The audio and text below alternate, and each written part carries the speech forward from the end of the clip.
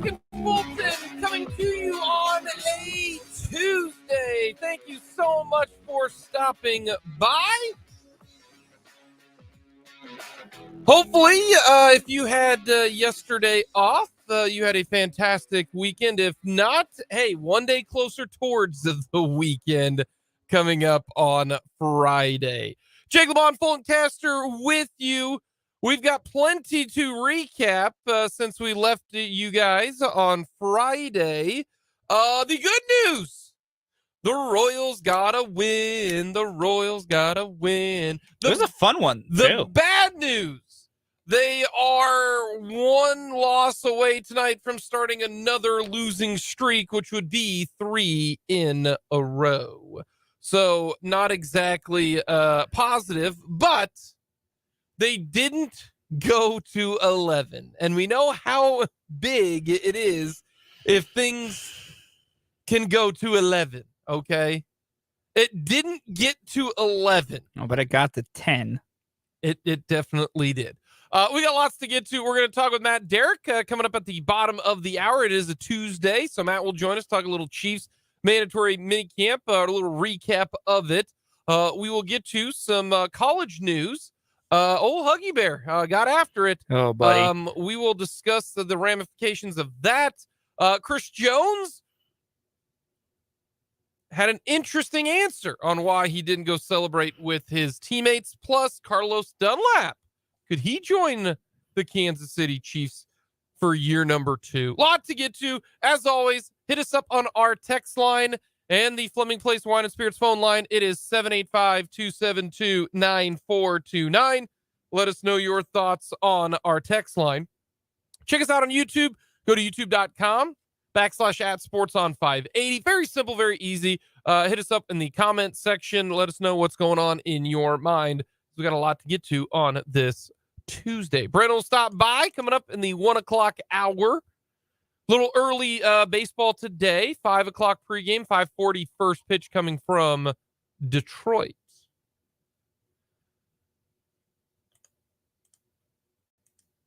Fulton, I said the Royals would lose. They'd have 2 5-game losing streaks before the end of the year. You did. They did. They had them back-to-back, and it was before June 20th. We still have all of July, all of August, and all of September. So do we think they're going to have 2 more 5-game losing streaks? Potentially. I need a yes or a no. Potentially. That's all you're getting out of me. Because there's not a certainty either way. I still think there's probably 2 more coming. That'd be 4 5-game losing streaks. Because what happened to create this was not really competition level, because they lost 10 in a row to some teams that they truly could beat. Maybe the Reds actually are not bad. I mean, no, the Reds are good. The Reds are good. I'm willing to put that rubber stamp. The Reds are good. Okay. The Reds are good. But I mean, and there were some games that were close that they yacked away. So it was a combination of the offense couldn't do anything right. Okay. What will be their longest losing streak the rest of the year? Rest of the year? I think they probably lose 5 in a row, and that might be the longest. Longest 5 in a row. Okay. So that was a bummer. It was Jordan Lyles Day yesterday.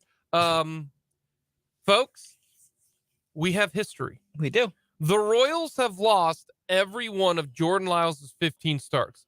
That is the longest losing streak when a pitcher starts to begin a season in AL/NL history. And I believe this could be the longest start streak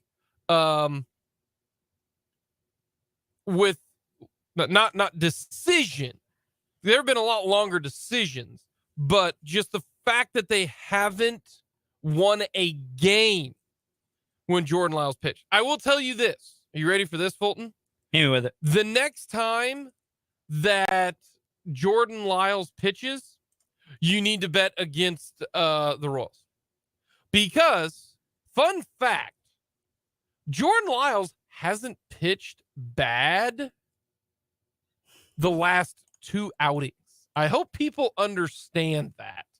He is getting a lot of grief right now. which is understandable because he has not pitched well. Nope. We all know that. When your ERA is over a touchdown and almost a PAT, but I mean, he went 6 innings, gave up 3 runs, and you can argue, a lot of different things for us, but he pitched well enough. The Royals had the lead when the bullpen came in, right? We can discuss whether or not he should have started the 6th inning. I probably wouldn't, but we know this is what Matt Contreras has done, because you and I have gotten into an argument before with Jordan Lyles. Hey, not argument, that's too strong. A discussion. Yeah. Whereas I say, hey, he's given you 5 innings of 1-run ball. Why push it to the 6th? He had given you 6 innings of 1-run ball. Or yeah, why push it to the 7th? Why? So I think that was a mistake. I think Contreras tries. You and I are in lockstep on that. He should not have gone out for the 7th. No. And that cost the Royals the game. So some of this is on Matt Contreras, because then you end up with home run, but a lot of it. But just the sheer fact that they've lost every single. He's 0-11, got the no decision yesterday, but he's actually pitched okay the last couple of games, despite not getting the Royals the win. Eventually, his next start, he's due for a bad start, right? That's just the way it is. But the Royals lost now 15 straight when Jordan Lyles pitches. And I've been the beneficiary of that. I believe I am on. I didn't do it two games ago because you were so staunch that the Royals were going to lose. I went with Fulton's never right theory. Yeah, you went against it there. So I didn't go against it. I just didn't wager it. But I believe I am now 9-0 when Jordan Lyles pitches. Probably. When it comes to the gambling side of things, I've gone against the Royals. Fade Jordan Lyles, no question. This was tweeted out before the weekend. Do you realize, folks, that the Royals right now we're in top 5 worst seasons in baseball history right now. The worst records by an MLB team at the 69 game mark since World War II. World War II is a good number, okay? Post World War, it's not the dead ball era. It's not when like Babe Ruth is there, that type of thing, right? That's a good era to say. Post World War II, right? The Royals are tied for 4th with the worst record after 69 games. And technically it's gotten worse because they've lost 2 since then. So they did win 1. The Twins in 82 were 16-53. The Pirates were 17-52. Same with the Tigers in 03. The Tigers in 96 and the Royals are the tied for 4th worst record at the 69 game mark, 18-51. They are now 19-53. 19-53. We got odds makers coming up today, Fulton. Oh, buddy, let me tell you, that number is going to be interesting. Hey. Not great. No, it's not. It's not great. No. But that's the bad. Lyles is Lyles. The Royals are the Royals when it comes to Jordan Lyles. Home plate umpires still suck. That's not great. The challenge system could be used immediately. If tennis can do it, if the NFL can do it, if the NBA can do it, why can't Major League Baseball? I will say this before we move on to our next thing here, real quick. Dan is on vacation. Dan hit a minor league baseball game while on vacation that had the challenge system. I'm excited to get to talk to Dan about that when he gets back, because he tweeted about it. Apparently, like, it's as fast as in the middle of applauding a strikeout, it could turn into a ball. Like, it's that quick to also do it. So why don't we do it? Well, because Jake, the umpires will get upset because you're saying they're wrong. You're hurting the poor umpires. Okay. That's why. The NFL has been able to do it. I know, brother. The NBA has been able to do it. Soccer is able to do it. Yep. Tennis is able to do it. Yep. So apparently all of those people, they can be offended. They can be upset. Baseball doesn't like to change itself. I mean, there's still people who think the pitch clock is the worst thing in the universe. It might be the greatest thing to happen to baseball since... There are people that, like, every rule change that messes with baseball that could potentially make it not what it was, Everyone hates because baseball's full of the biggest curmudgeons in the universe. In my opinion, there's a slight tangent here, but in my opinion, the only reason anyone is against, there's no logical reason to be against a version of ABS, even something as simple as the challenge system. You know what? Something as simple like we might have to get involved in this a little bit more. I might have changed my tune from automated strike zone to just the challenge. Just to the challenge I think the challenge, and we can get into definitely deeper at a later time. I think the challenge is a fine middle ground. And at this point, the only people that are still against it, you are a curmudgeon stuck in the past, and there's no logical reason to at least not want challenges. No, I'm with at you. the bare minimum, every person in baseball should support challenges. If your thought is just, well, they've always called balls and strikes, so why change that? Because they're bad at it. Either way. A lot determined that the bullpen, the offense didn't do next to nothing at the end of the game, and Jordan Lyles. But let's talk about positives. You ready for this? Bobby Witt Jr. is maybe, now depending upon how you view it when it comes to numbers, but Bobby Witt Jr. is in the best stretch of his career hitting the baseball. He is hot. He is. And this is one thing that is a huge situation for the Kansas City Royals. In the month of June, 16 games. I'm just going June because it's months, right? He's hitting 323, an on base of 373 with a slug of 452, which means his OPS is 825. Anything over 800 is very good. If you're That's in the elite levels to get over 800. If you're in the 900s, you're Mike Trout, okay? Yeah. He's got 2 home runs, 2 doubles, so not a lot of extra base hits in 16 games. But here's the big thing. He's only struck out 7 times, which that is very low in 16 games for Bobby Witt Jr. He also has 5 walks. That's not a ton, but it's more than what he's used to. Yeah. And then he's got 5 stolen bases. That's in the last 16 games. But he's just hitting it better and just getting on base. Only 4 games he hasn't gotten a hit in these 16 games. That is seeing the ball and seeing it well. And making better swing decisions. Yes. Not, giveaway at bats. Not just chasing like flailing. He is choosing to swing at things that he can do something with. So you've got the best. Now, I don't know technically if it's the best 16 games when it comes to 323 specifically with all, the advanced stats with, weighted runs created and all that kind of stuff. That jargon. I just know this. He very rarely has an on-base percentage of 370 over any period of time. Not at all. And this is a huge development. Now, 16 games. We will see what it is at the end of June. Because right now, the Royals just have 1 day off until June 30th. So he's going to get another 9 games, okay? We're looking at a month-long stretch if he can continue this. How long is this going to go for Bobby Witt Jr.? This is what we were hoping for this year. But over a span of 2-3 months. Not like half a month.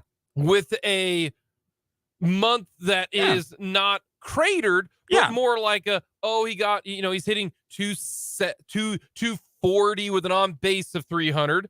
But when you do that with, a couple good months, because what you're seeing in this is superstar at the quarter pole. We discussed this. What are the things that we know, right? What were our questions that we had? Can Bobby Witt play shortstop? The answer is yes. Oh, yeah, he can. If Bobby Witt can play shortstop and hit, I'm not expecting him to hit 323 and on base of 370. No. That's a bit extreme. But can he hit like 280 and on base of like 310, 320? I think I would like that to be 340. I would too. That would be what I would like to see. Yeah. Because the slugging, he should be able to slug 450. He should be able to slug 500. That's what I'm saying. That's why I'm going to take 450. Yeah, I'll gladly take slugging 450. And so couple that with his defense, with his base running. That's a superstar right there. That's an all-star. That's a top 5 shortstop in the game. Yeah. Right now. What is Bobby Witt Jr. according to the advanced numbers? What do you think ranked shortstop he is? Incorporate everything. What do you think if I'm adding everything together, given his current product, I mean, the best I'll give him is top 15. Like, I'll give him dead half. So I need a specific number here. I'll give him 15. You'll give him 15. I will give him 15th, given everything, because his defense and speed Mm-hmm. plays up. But that bat and some of its issues and his on-base issues can hold him back. Right now, he's 7th. I'll take it. And he is 7th right now with not having a consistent on base and at bat. Yeah. That is why if you just increase and hope that he can develop at the plate a little bit more and draw a little bit more walks and just get a little bit he's only in his 2nd year. Yeah. But he's 23. This is why he's 7th already. Yeah. And we think he is just scratching the surface. He could be a top 5 shortstop easily. We're talking a top 3 shortstop if a few different things increase. He is right now one of 2 individuals. There are only 2 of them. That's it. Just 2. I'm not talking about age. I'm talking anyone who's swinging a bat right now.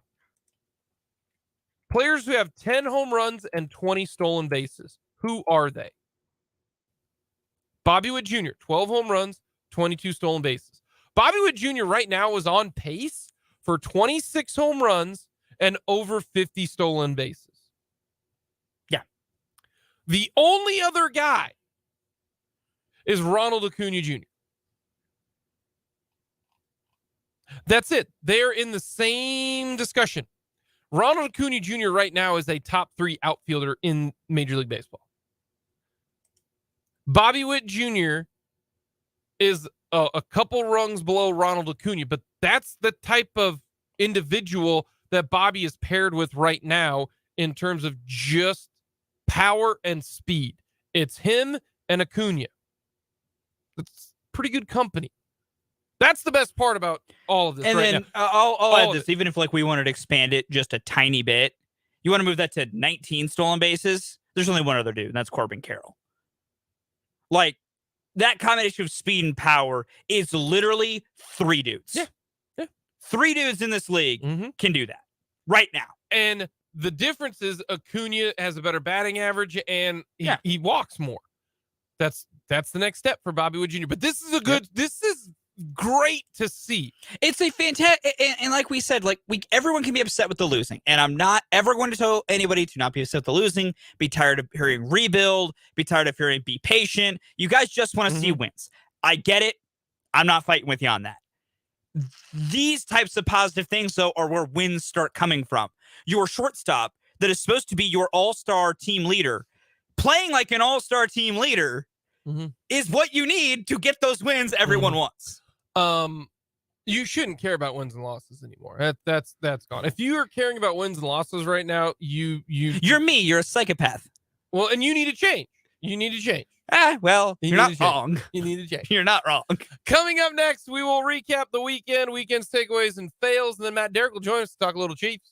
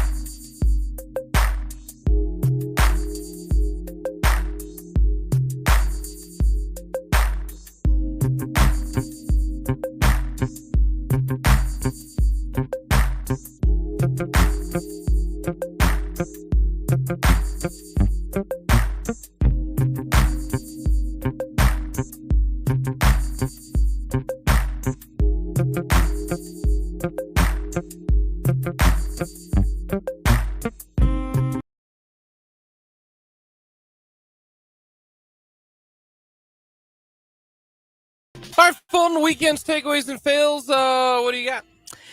This should surprise no one in the world. I hope Will Little stubs his pinky toe on every coffee table he owns and walks into the rest of his life. Umpires stink. They're awful. And listen, the Royals are bad. They don't need any help losing games. Correct. They don't need it. They got a big old help one from Will Little, who has had, quite arguably, the worst missed strike call I think I've ever seen. Taylor Clark throws a perfect slider down and away. Every inch of that ball is in the strike zone. And Will Little is just like, nah, man.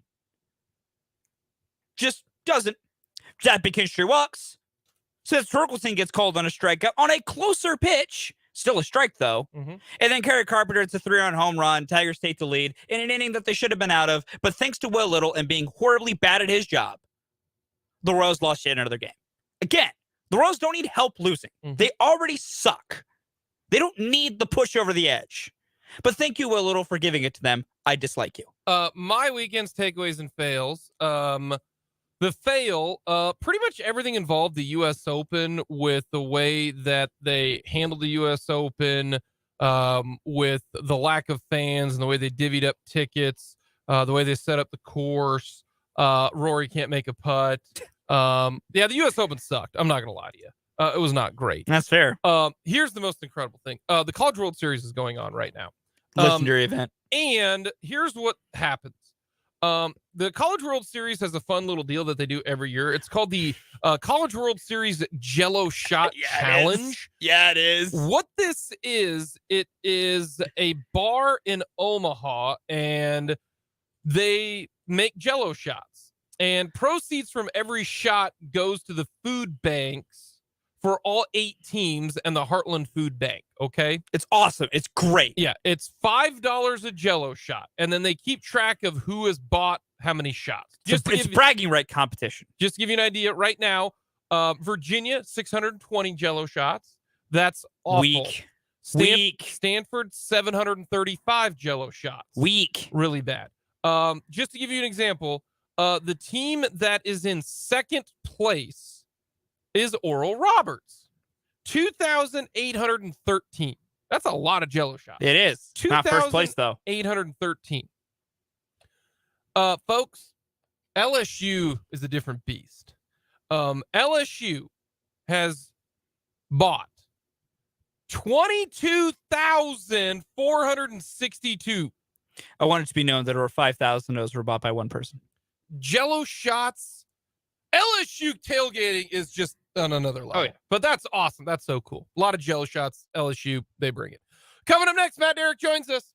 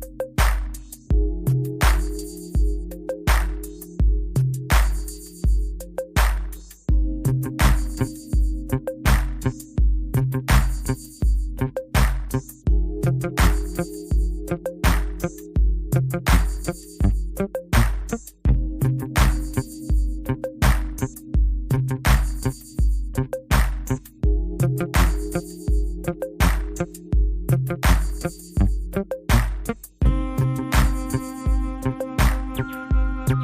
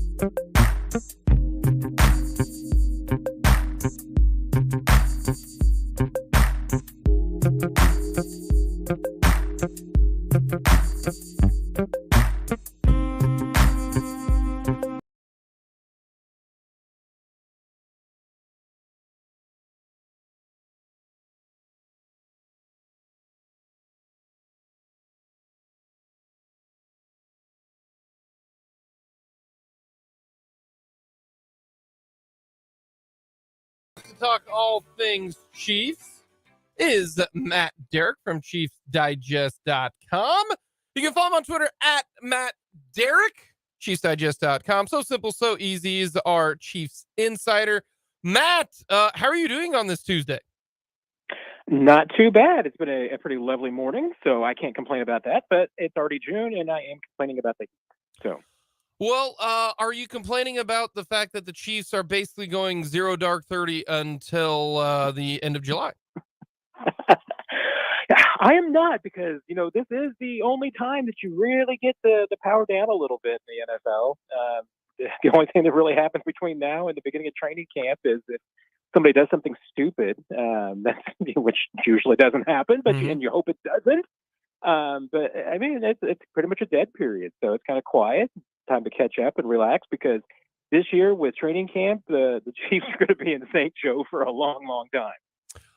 We will get to training camp here coming up in just a little bit. But first, mandatory minicamp. They did not practice on Thursday. They moved up the press conferences. So, your number one takeaway from what you heard from Andy Reid and Patrick Mahomes? Yeah, I mean, I think everything went as planned. I mean, this was a very uneventful OTA period in minicamp. I think they clearly got a lot of stuff done. I think they started figuring a few things out. There's still a lot of work to be done. There's going to be some decisions to be made up in St. Joe, but hey, nobody got hurt. It seems like things were starting to come along pretty well as far as the installs go. Everybody seems very happy with where they're at. No major surprises. So I think, you're the Chiefs. You came out of this session, this period, just about as clean as you possibly can, and that's what you kind of look for out of the off-season workouts. Andy Reid spoke. Anything jump out at you when Andy Reid said anything? Not terribly. I mean, even some of the Chris Jones stuff, I mean, I think it's consistent with what the Chiefs have been indicating and what, the Chris Jones side. I mean, they expect Chris Jones to be there when camp opens. I mean, remember, he's under contract, so this isn't a situation like it could have been the last time around where he had the franchise tag and hadn't signed anything. He's actually under contract for 2023, and the new collective bargaining agreement penalizes players pretty hard for skipping training camp. I mean, the penalties can no longer be waived, so they still have to pay those fines. Players can still skip. I mean, there's no doubt about that, but there's a harsh penalty for missing a lot of training camp. And, and Andy Reid said, hey, I mean, as sure as I am that I'm going to be there, I think Chris Jones will be there. There's no guarantee, but I don't certainly get the sense that there's any concern there. But other than that, I think Andy seemed pretty optimistic and positive about where things were. What about Andy Reid commenting on Sky Moore? Because that's kind of the first time that Andy Reid's really put it out there like, oh, yeah, he's different now. Yeah. And that's everybody's talking about that. And you can see it. I mean, you absolutely can. I think the Sky Moore that we've seen on the field during OTAs is different cat than we saw last year. I think last year was a pretty typical rookie season for a lot of receivers under Andy Reid. Just a lot of, unsure of yourself, where you're supposed to be, not knowing your quarterback. And this is a quarterback that, hey, you need to know where you're going to be because he's accurate. He's going to put the ball where he intends to put it. You got to be able to read Mahomes because he is going to make some adjustments, and you got to understand those. And it takes time for anybody. And I think that not only just understanding Mahomes, but understanding the offense is a kind of double learning curve. And that was tough. And I thought it was very interesting. Sky said, he realized early last season the things that he needed to work on. And I think it was also pretty, savvy of him to realize that's hard to change during the season because I've been saying it for years. My contention, in the NFL, you don't get better during the season. You only get better basically from March to June, and it's on you to get better. The coaching staff doesn't have enough time. They don't get enough time with you on the field to make you better at your job. The only thing they can do is teach you the scheme and teach you what they do and try and correct little flaws here and there. The rest of it's on you. And I think it's pretty clear. Sky Moore put a lot of work in this offseason. Clearly, he worked with Mahomes quite a bit down in Texas. He looks different, and you can see it. I think he's playing with more confidence, and he certainly, seems better positioned on the field and reacting better than he did a year ago. We looked this up. Matt, I'll give you a little trivia test here. How many pass catchers, running backs, wide receivers, tight ends, doesn't matter. How many of them had 800 yards last year receiving in the NFL? How many just pass catchers in the NFL yes. had 800 yards? 800 yards. How many of them? Is there 5 of them? Is there 10 of them? Little hint, it's more than 10. Is there, 700 of them? Hint, it's not 700. How many do you think there was who got to 800? I will say, guys, I'm probably shooting too high here, but I'm going to say 56. 56. Okay. The answer is 39. That's it. Wow. Only 39. So to me, glad I revised down as I was thinking. to me, that just goes to show you how, 800 yards is a good season receiving. That means you're top 40. Yeah. I mean, that and Chiefs had 2 of those guys. Yeah. And so that's how kind of I look at this, and nobody's expecting Sky Moore to be number 2 behind Travis Kelce. That's not what they're expecting. So to me, if you look at Sky Moore, if he gets, to 800 yards, I think that's a tremendous year for Sky Moore next year. Do you think he can? Is the potential there? Yes. I don't think I would bet on it because I just think that's a big leap. And I think there's going to be a lot of footballs to go around in this offense.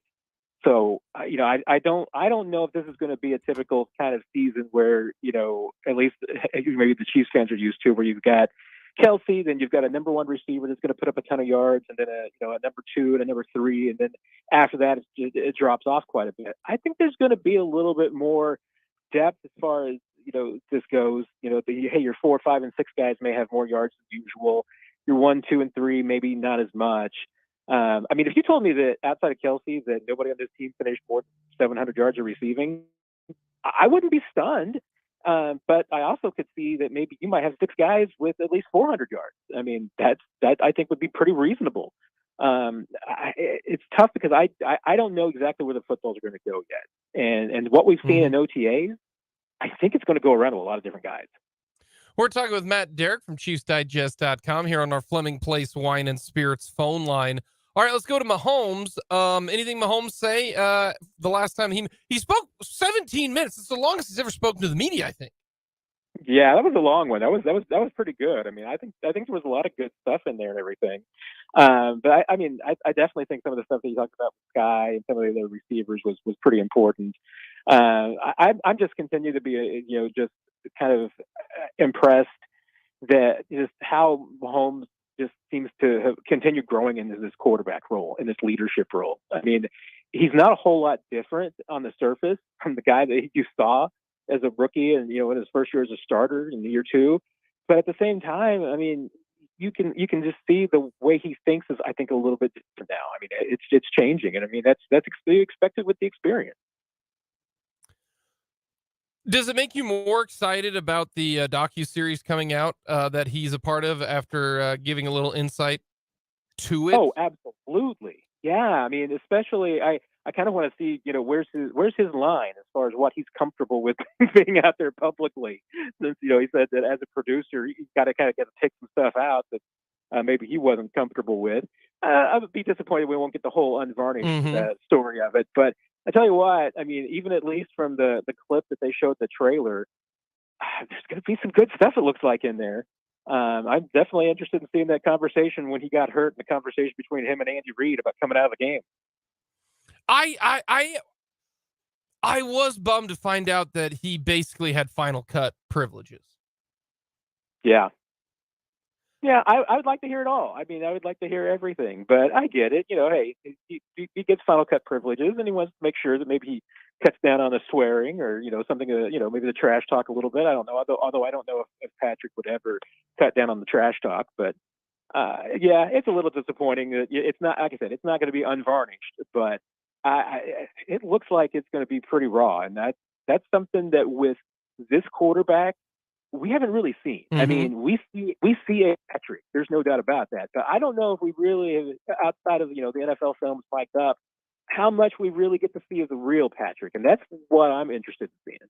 Yeah, that I'm more interested in off the field, Patrick, and in the moment, Patrick, because he's very close to the vest during press conferences and all that. So I'm interested in just how intense he gets on the field, and he gives a little picture that it's going to be pretty intense. That you're maybe underestimating the intensity that goes on during a football game. So I'm excited about that. All right, Chris Jones. Are we right now? Chris Jones under new contract before training camp? Yes or no? I still think yes. I mean, I could be surprised. It goes beyond the first day of camp, but I think it will get done. Right now, I mean, I think it's pretty clear the Chris Jones side is waiting to see if Quinnen Williams gets his contract extension done with that. But at some time, if that doesn't get done, you just got to cut bait. I mean, I think, like I said, I think Chris Jones will show up for training camp, regardless of whether or not he's got a contract. If it's day one, does he skip a couple of days to make a point or send a message? I don't know.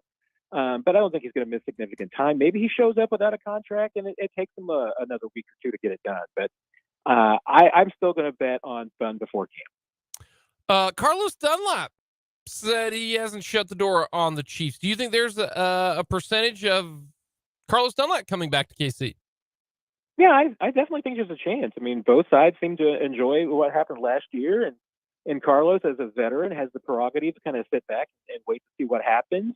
I wouldn't blame him if he just looks for a good situation for him. Is Kansas City the best situation for him right now? I don't know, because the Chiefs need to just make a decision about what they've got for this year. I mean, if you look at the roster, I think that, one of the questions might be like a guy like a BJ Thompson.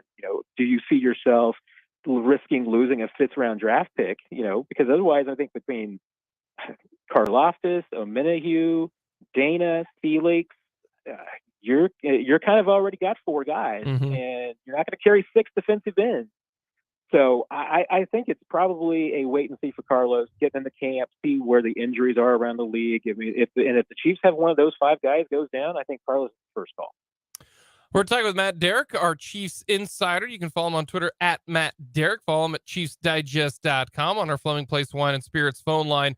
All right, you mentioned training camp. They did release the dates. Is this a longer training camp than normal or same?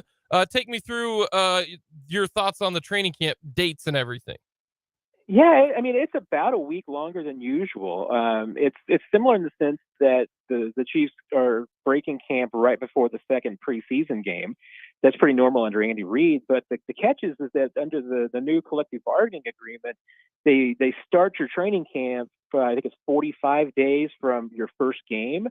So that's why Kansas City and Detroit will be reporting first. And basically, I mean, it's like 4 days ahead of everybody else. But when you kind of break down the calendar, I mean, the Chiefs are going to be there for a long time. I mean, they usually do like 15 public workouts. This year, it's going to be 19. They're there for, I think, 28 days. I mean, they're not usually there for a full month. It's usually like 3.5 weeks. So this time around, I mean, it's a full 4 weeks.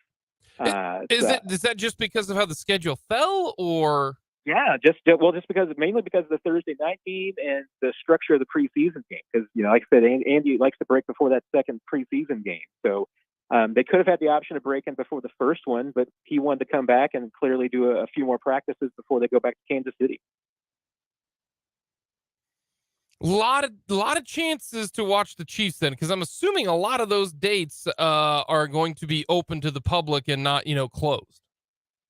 Yeah, I mean, of the 19, 17 of them are general admission. There's only 2 that are season ticket holder days, so there's actually 2 more public days than there. It's actually 4 more public days than there usually are. So it increased the season ticket holder days. So yeah, it's going to be a great opportunity. There's a few more autograph opportunities on top of that. In theory, maybe it'll thin down the crowds a little bit if you can spread it out over everybody who planned to go over 19 days instead of 15. Still, it's normal. I mean, go on the weekends is going to be the craziest, but you go during the weekday or you go that last week, especially when school starts getting back in, there's like 12 people out there for practice sometimes. So that might be the week to go. All righty. Last two for the road. Very simple, very easy. They are completely non-football related questions. You have come to realize that. All righty. Number 1, today's list. Everyone loves a list. Every single day we have a topic. Okay. 48 years ago, Jaws was released. It is a top 10 movie of all time. That movie is amazing for so many different reasons. What is your favorite scene in the movie Jaws? Oh dear, I am going to lose so many cool points here. I have never seen Jaws all the way through. Matt, I don't know your middle name right now. Otherwise, I would middle name you. Well, and that's appropriate because pretty much the only person that called me by my middle name was my mother when I was in trouble. And only when you're in trouble. So that's what I'm talking about, Matt. I am trying to middle name you right now. And the reason why I never got to see anything is because my mother basically wouldn't have let me see a movie like that, until I was older. And then by the time I was older, it was out. So, but if you need to yell at me in the future, it is Shane. So, no, it was. I remember I didn't want to take a bath for a long time when I was a kid when I watched that movie. Like, yeah, that's legit. Like that is a legit fear, especially now when you get older, you realize what is in the ocean. There is a reason I don't mess with the big wide open ocean. You don't know what's in there. Yeah, it's pretty impressive. Alrighty, next. I don't know if you follow this, but the College World Series has a Jell-O shot challenge. I just learned about that this year. So my question for you is, when was the last time you had a Jell-O shot? I'm also going to lose a lot of cool points here because I've never had a Jell-O shot. Oh, come on, Matt. Even I've had a Jell-O shot, and I'm the biggest loser here. I was a late bloomer across the board in a lot of things that most people do early. So, yeah, I never had a Jell-O shot. I mean, here, I'm going to tell you this right now, Matt. You're not missing anything right now at our ages, okay? The Jell-O shot post, honestly, 30 years old, not really that exciting, to be honest with you. I'm not gonna lie to you. So you're not missing a whole lot now. Now, pre 30 years old, I'm not gonna lie to you. I love me a Jell-O shot. I'm not gonna lie to you. But that was more when you're young and you're about that kind of let's rip it up and have a good one. I don't think it's fair to say that in my 20s I was a square, but I was definitely a dork. So That's all right. That's all right.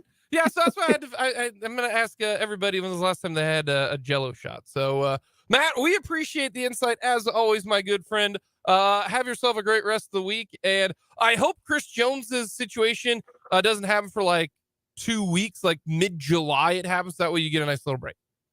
Exactly. At least until after the 4th of July, that's great. Yes. And between now and then, I'll find some Jello shots and watch draws.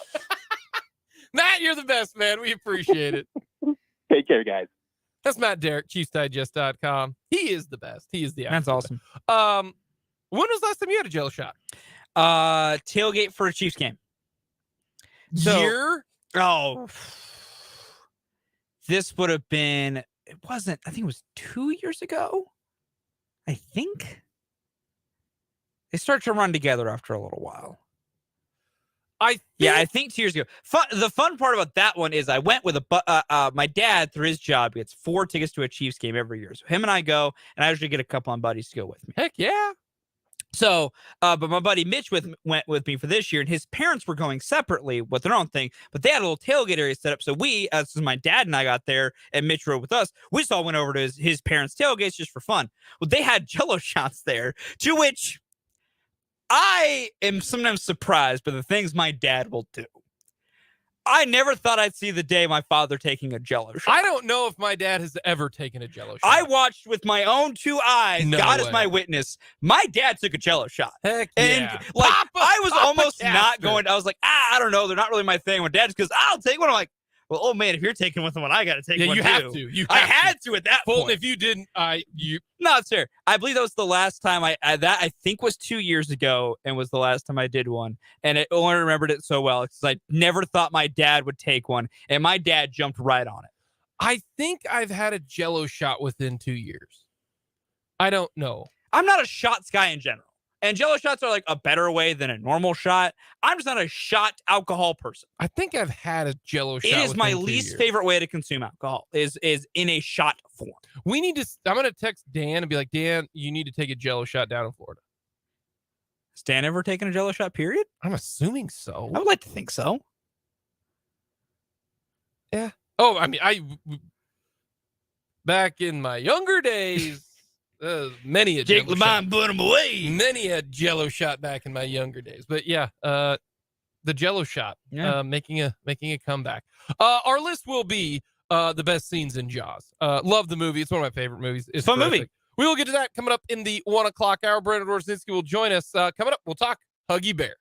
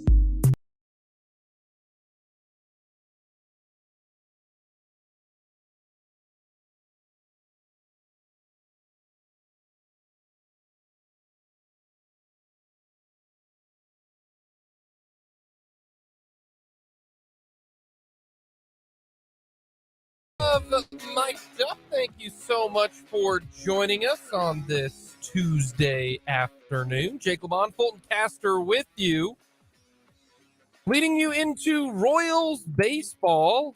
Daniel Lynch going up against Michael Lorenzen. Royals trying to avoid a 3-game losing streak, trying to get back on track.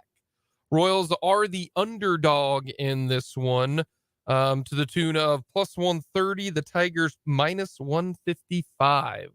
So we'll talk more Royals coming up in the 2 o'clock hour, but we are not going to talk a whole lot of Royals here because we're going to switch things off. We'll talk with Brandon Dworzinski. Everyone loves the list. Our favorite Jaws the movie scenes. First of all, I had to ask Fulton if he's seen it. He has, so we can actually do this. Fun movie. What'd you say? Fun movie. Fun the first time you watched it when you were young, definitely not the word. See, I didn't watch it when I was young, though. Yeah, that was terrifying. Yes. But it's one of the more iconic movies. Yeah. And I talked to Bradley Jepson, Bradley J, Big 94.5 Country, and he says it was filmed and made in 1975. Yeah. And he says this is the very first ever blockbuster movie. I don't know if that counts. We have to go into the definition. The term blockbuster is definitely Jaws, but is it the first? Yeah. And that's where we get into because then you have to get into the literal, like, what are we defining when we use that term? I don't disagree that by, just a catch-all simplistic, like, not nitty-gritty. I could agree with saying Jaws the first blockbuster. But if you technically then might need to actually go into a tiny bit more of a nitty-gritty. Because then the question is, well, is Gone with the Wind, all that kind of stuff, exactly. Casablanca, but those were made in like 14, 15. So doesn't really, I don't know if that really counts. But anyways, I love Jaws, so we're going to go with our favorite movie scenes of Jaws. But let us know your thoughts. Hit us up on our text line, 785-272-9429. But we got to get to the biggest news that happened over the weekend. All right, Fulton, you and your nonverbal I'm sorry. cues. What's going on? No, Bradley J is 100% right. It is generally considered that Jaws is the first blockbuster in the emergence of that term. Yeah. So, sorry. That was me being very like, there's not even an integrated. Yep. No, it is generally considered that is the correct way to say it. Jaws is considered the very first blockbuster. 1975. Yeah. Fantastic. Either way, beyond my nonverbal cues, back to the biggest news of the weekend. West Virginia is going to have to find a new basketball coach. Bob Huggins, he had a weekend. And let me just explain to this. The very, very first thing. I'm just glad nobody got hurt. Yes, that is number one to all of this. It is amazing no one got hurt. This is what happened is Bob Huggins was arrested for getting a DUI. And the report is wild. Okay. Bob Huggins, in the report, didn't know what city he was in. And in fact, you could tell, I think, reading the report, that this police officer knew who he was and was trying to give him any benefit of the doubt. Yeah. I mean, any benefit of the doubt. He asked him multiple times, what's going on and all that's happening. He didn't know what city he was in. He said he thought he was in Columbus, Ohio. Okay, Columbus, Ohio. The problem was he was in Pittsburgh. And if you don't know geography, that is about 3.5 hours away. Okay. Give or take.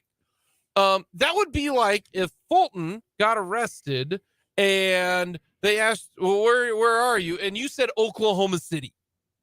That's about 3.5 hours away. Not good. His tire was shredded, not flat. Yeah. Shredded. Don't know how that happened. I'm still trying to figure out how that happened. No clue. What did he do? He blew a .21, which is ridiculous. Well, it's 3 times over the legal limit of .08. Okay. All of this was occurring at 8:00 in the evening, not 2 in the morning. 8:00 in the afternoon. Yep. So that tells me old Huggy Bear tied one off early. Yeah, he did. I mean, he had a good old Sunday fun day, and that Sunday fun day took him to a different dimension. Yeah. Blowing a 2.0 is borderline functioning alcoholic. But now you're starting to see this, okay? Yeah.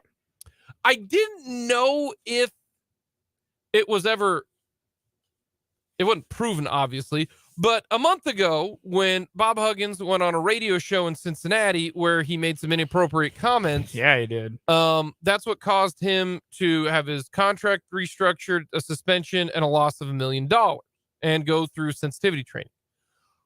I went back and listened to that. I cannot say this for certainty, but I'm a lot of people have alleged this, that he was drunk when he did the radio interview, which wouldn't surprise me. No, and for what it's worth, that's not excusing anything he did. No, it's putting together a pattern of behavior. That's exactly what I was getting to. Yeah. He was going to get let go. They did the nice thing to say, all right, Bob, either you can retire or we can fire you. Mm-hmm. And through all accounts, from the Jeff Goodmans of the world, the Gary Parishes, the Norlanders, the basketball, scoopers, that it was an emotional meeting. He told his players and that he's going to retire. So he's going to retire. Bob Huggins might have one of the more unique career arcs in the history of college athletics. Cincinnati, doing great, gets popped with a DUI, out of coaching, comes back to Kansas State for 1 year. Kansas State was the one who gave him the chance. Comes back, gets offered at West Virginia, takes him to a Final Four, 900 wins, College Hall of Fame, and now this is how it ends. Not the greatest ending for Bob Huggins. It's a bummer of an ending, and I hope Bob gets whatever help he needs. And so that's why I'm looking at it. It almost makes me think that he did call in, because when you listen to Bob Huggins talk, like at press conferences and all that, not long sentences. Nope. Very short, very to the point. Talks like this. What do you think we're gonna do? And that's what happens when you go down Fieldhouse. That's terrible Bob Huggins impression. I understand that, but his answers are not normally long. In that interview that he had with the Cincinnati radios, they were long, and almost was like, his guard was let down and he was just shooting it with the boys. You know what I mean? And so Huggy Bear had to go. That's not a question. Here's the interesting thing. what does West Virginia do? Yeah. West Virginia is a top 25 college basketball job. And the reason why is because, one, it's in a terrific basketball league. Two, it's got a lot of great history. Three, crazy support from the Mountaineer fan base. Mm-hmm. They have money. They have a good NIL collective, and that's kind of what is the reason that they were able to get such a great transfer class. Yeah, they got a lot of good players right now. Very good transfer class, good NIL money. This is a very good job. This might even be a top 20 job, to be honest with you. This is West Virginia is a better job in the Big 12. If I were like to rank the Big 12 jobs, you got KU number 1, obviously. Yeah. But I would think West Virginia, that job is maybe above, the Iowa States. It's above Iowa State, maybe above Oklahoma State. It is above, maybe the same level of a Texas Tech. I mean, it's a good job. It is.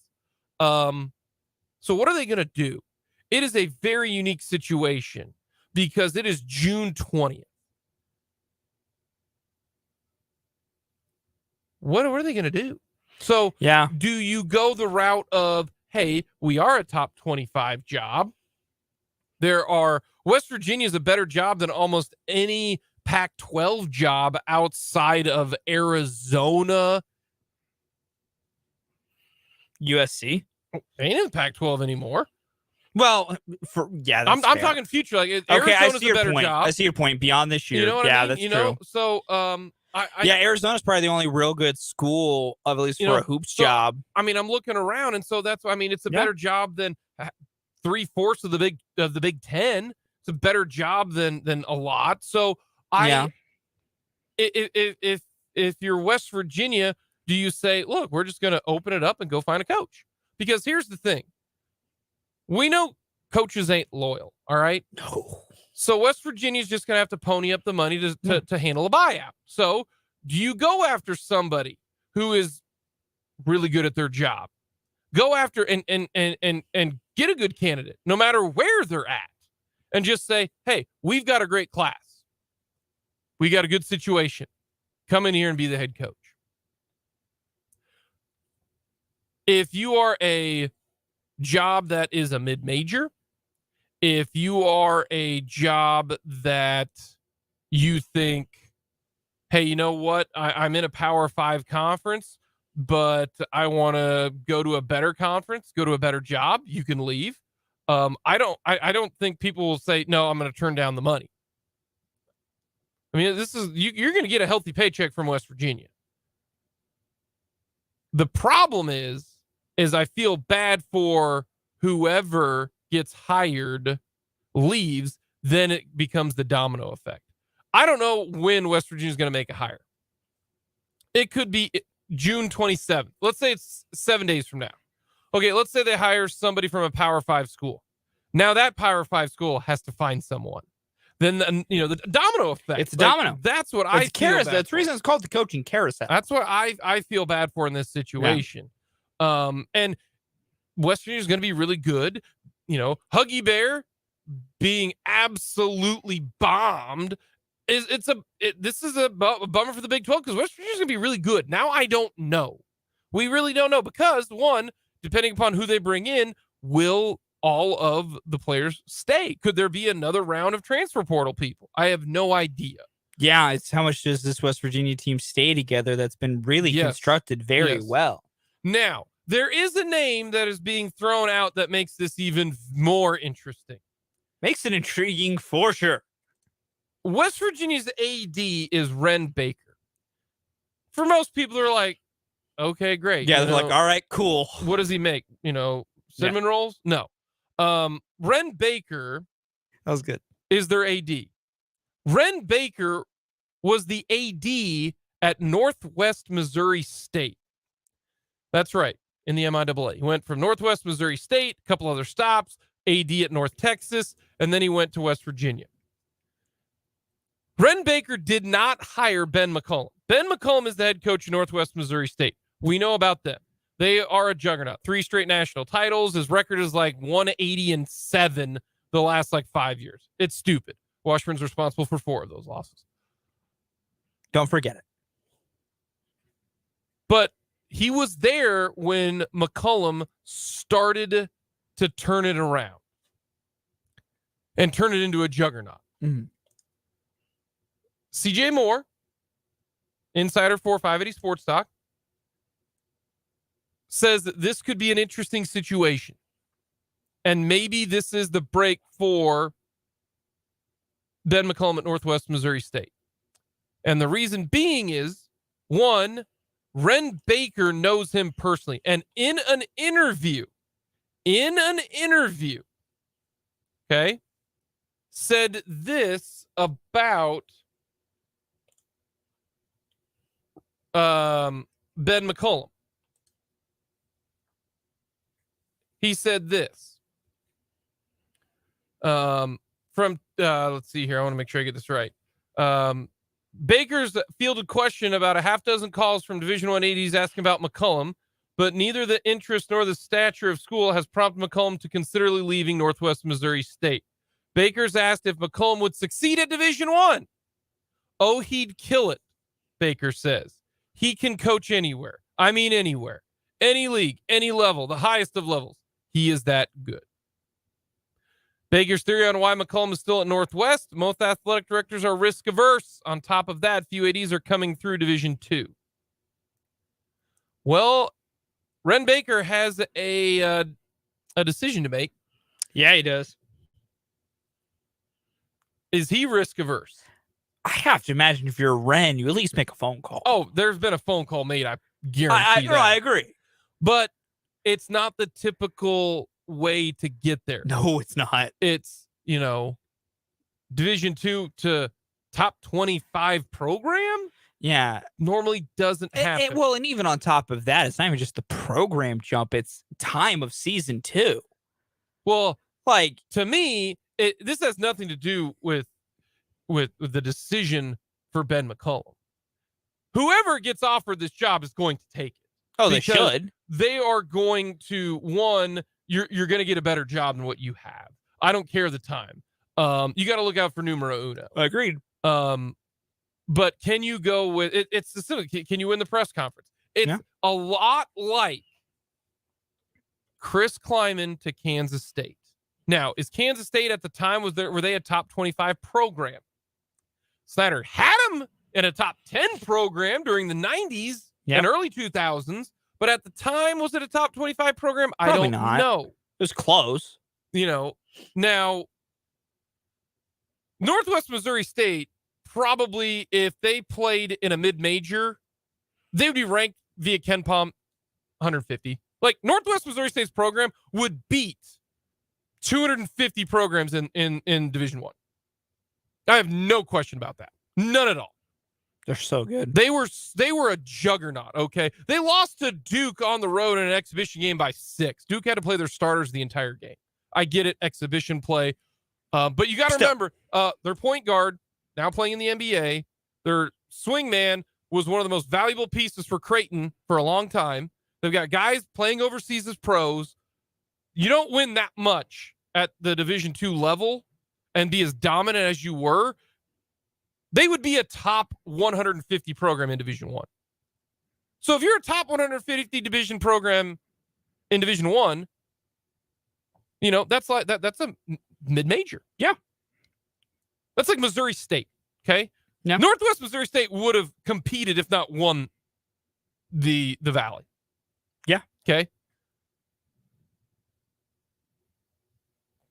Guys who have good records at the Valley go up and get better jobs. So why is that considered a big jump then? Like, if you just look at their actual that's a team, good question. No, I'm with you. Actual team. If you take away the fact it's Division II, if you take away that label, it's not the worst decision. I don't know if Ren Baker will do it. No, with all the other factors. He won't. I don't think he will. I don't. But it's just interesting. It is. It's incredibly interesting. But a great example is climbing to Kansas State. Lower level to success. You can do it. Interesting. Big 12 coaching. I have no idea when it's going to get filled. That's incredible. Neither do But I think you can hire a lot of people away to go to West Virginia. Coming up next, our favorite scenes from Jaws.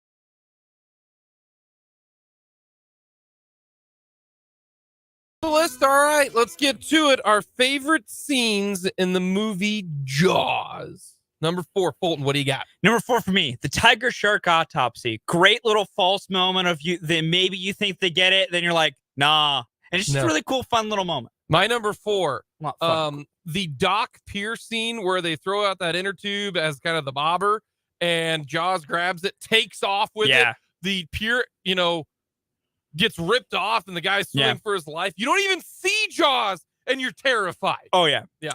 Number 3 for me, the scene that involves one of the greatest lines ever, you're going to need a bigger boat. Yeah. Just every little piece of that is great, culminating with a beautiful line. Number 3 for me is, it's actually one of the more, sad situations. They're swimming, and of course, the kid gets eaten, and then they zoom in on Brody, and he's like, oh my gosh, what did I just see? And he goes running out to the water and says, get out of the water, get out of the water, get out of the water. Yeah. And then the very next scene, they show the little boy's mom smacks Brody in the face. Like, how could you do that? Oh, great cinema. It's beautiful cinema. Number 2 for me, the opening scene, the very first kill with the iconic John Williams score, sets the tone beautifully. Number 2 for me is, you got Brody chumming the water, and all of a sudden he sees it, and he's backing up. It's so cool. He sees Jaws and is like, what on earth is that? And then he does you're going to need a bigger boat. Yeah. It's beautiful. It's fantastic. Number 1 for me, it's a fantastic ending, shooting the scuba tank and everything, including the smile, you son of a. Beautiful end, beautiful finish. I love it every time. It's one of the greatest opening scenes in movie history. Yeah. Because you don't see the shark. No, you just need to see the rampage and the ravaging. It's just so simple. There's hardly no back and forth.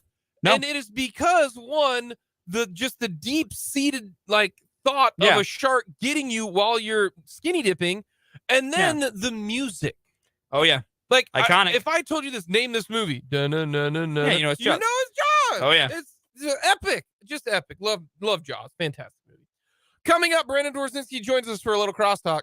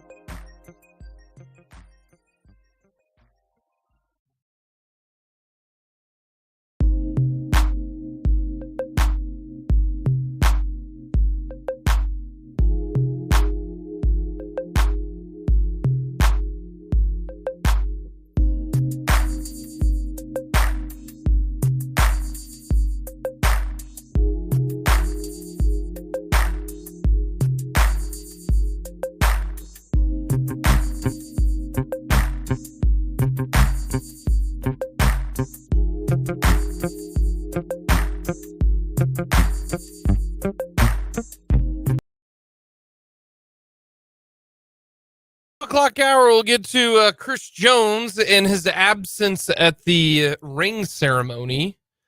And where would I have to draw the line if we're going with what Chris Jones had to say?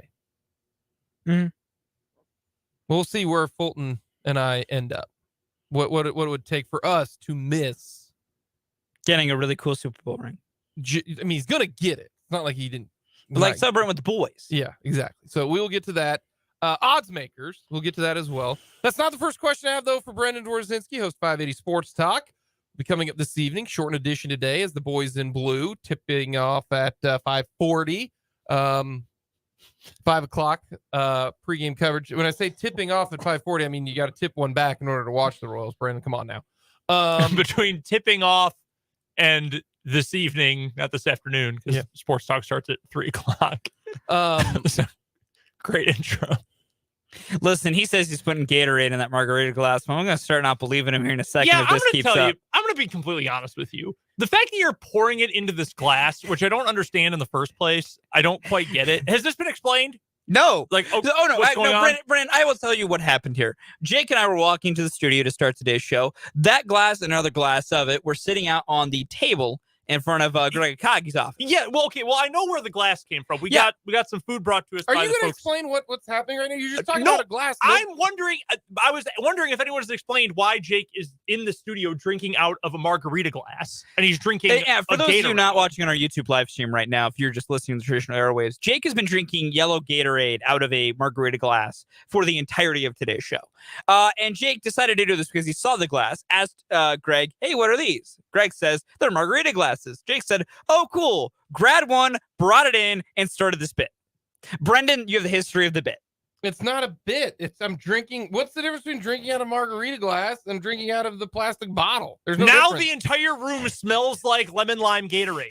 That is the difference. I can smell it. Oh, you're gonna be gone here in 15 minutes, anyways. That's fine. And then he's gonna be back in here for an entire show. Well, sounds like it. I'm in here right now for the next 15 minutes. That's all right. There's nothing wrong with it. I don't even dislike the smell. I'm just saying I can smell it. What's wrong with drinking out of it's a glass? Whatever.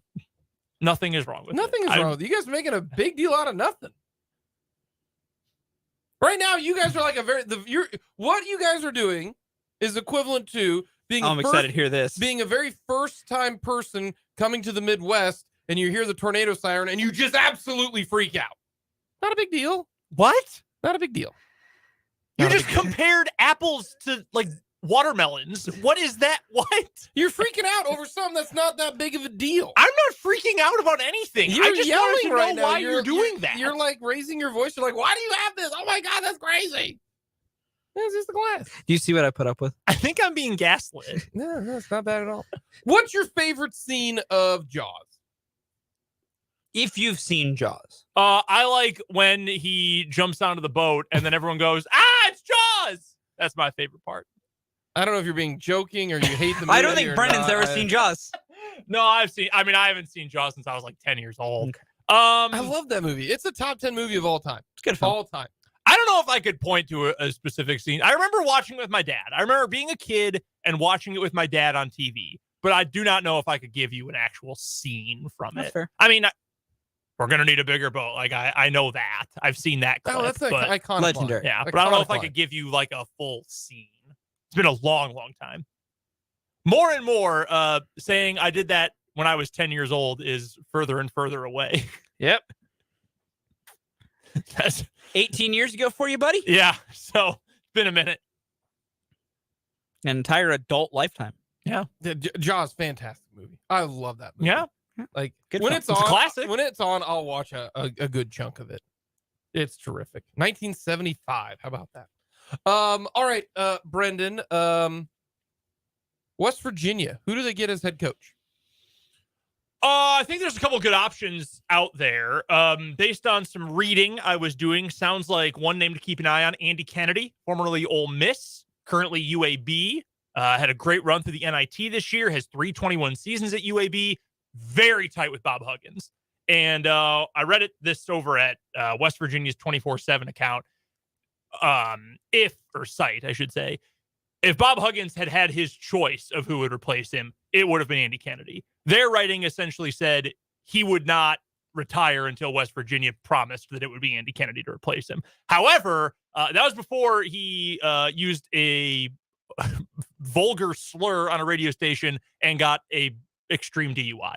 So I don't know if he would still have that kind of pull. At 8 p.m. Yeah. He had a Sunday fun day, At 8 o'clock. not at 8 o'clock. At like 2 o'clock Well, is when yeah. you start. Oh, Yeah, you're that's starting to true. tie one on there about 2 or 3. So I think Kennedy is one to keep an eye on. The name that is going to come up a lot and is going to be of extremely significant interest locally, or at least to our most local conference, is Ben McCullum. We've already talked about that. I'm going to be completely honest with you, and this isn't just because it'd be cool for Washburn not to have to play that guy anymore. West Virginia should legitimately consider it. Like, dude's a winner. I don't think they would truly consider it, except for one reason. Ren Baker. He was the AD when Ben didn't take over. He did not hire Ben McCullum, but he was there for 4 years when you started the uptick. If that connection is not there, we are not talking about this. We're not. Agreed. Oh, We're agreed. Not. For sure. It's a lot like Chris Kleiman coming to Kansas State. If Gene Taylor was not the AD of Kansas State, Chris Kleiman is not coming to Kansas State. Yeah. There's no other way to put that. He was there at North Dakota State when he made the hire and did everything. Like he made the change. He did all of that. Like, I think this would be an even more extreme jump because if we're being completely honest, the average person, I'm not even saying like the average college football fan, the average person, if you say, oh yeah, North Dakota State is FCS, they'd say, was that like D3, that D2? Like, they have absolutely no idea. No. But if you know college football, okay, well, it's Division I, but it's smaller Division I. This is legitimately Division II. So I think, and I'm not saying that's a bad thing. I've seen that program up close. I know that is a good program. The problem is the press conference and the press release. That's the problem. I told this to Fulton. If you put Northwest Missouri State in Ken Palm and put them in a low mid-major league, Northwest Missouri State's a top 150 D1 program. Agreed. No disagreement for me. Right. Okay. Yeah. So last year, Ken Palm. Okay. This last year, I'm gonna pick out a team that's near the top 125. Okay. Belmont. Belmont is ranked 125 in Ken Palm. I'm not gonna lie to you. I Northwest might be able to beat Belmont. I wouldn't say they would fall much lower than where Belmont is. Like, you're probably getting better. I'm not saying necessarily better basketball players, but you're probably getting better athletes if you're recruiting to a D1 school. But and here's why I don't know about that. And I'm gonna explain. How many NBA guys are on have been on Belmont's team? I know there's been one at Northwest. How many guys can transfer from Belmont or from UMass Lowell? I don't even know what that is. Is that just regular UMass? Or no, that's Lowell, Massachusetts. Okay, yeah, Lowell, Regular UMass is in Amherst. Or Samford and is a impact key cog to Creighton's run to the NCAA tournament. I don't know how many there are. And for the record, Belmont does have a player in the NBA right now, Dylan Windler. That's my point. Is that talent wise, I don't know, but I know scheme wise, it works.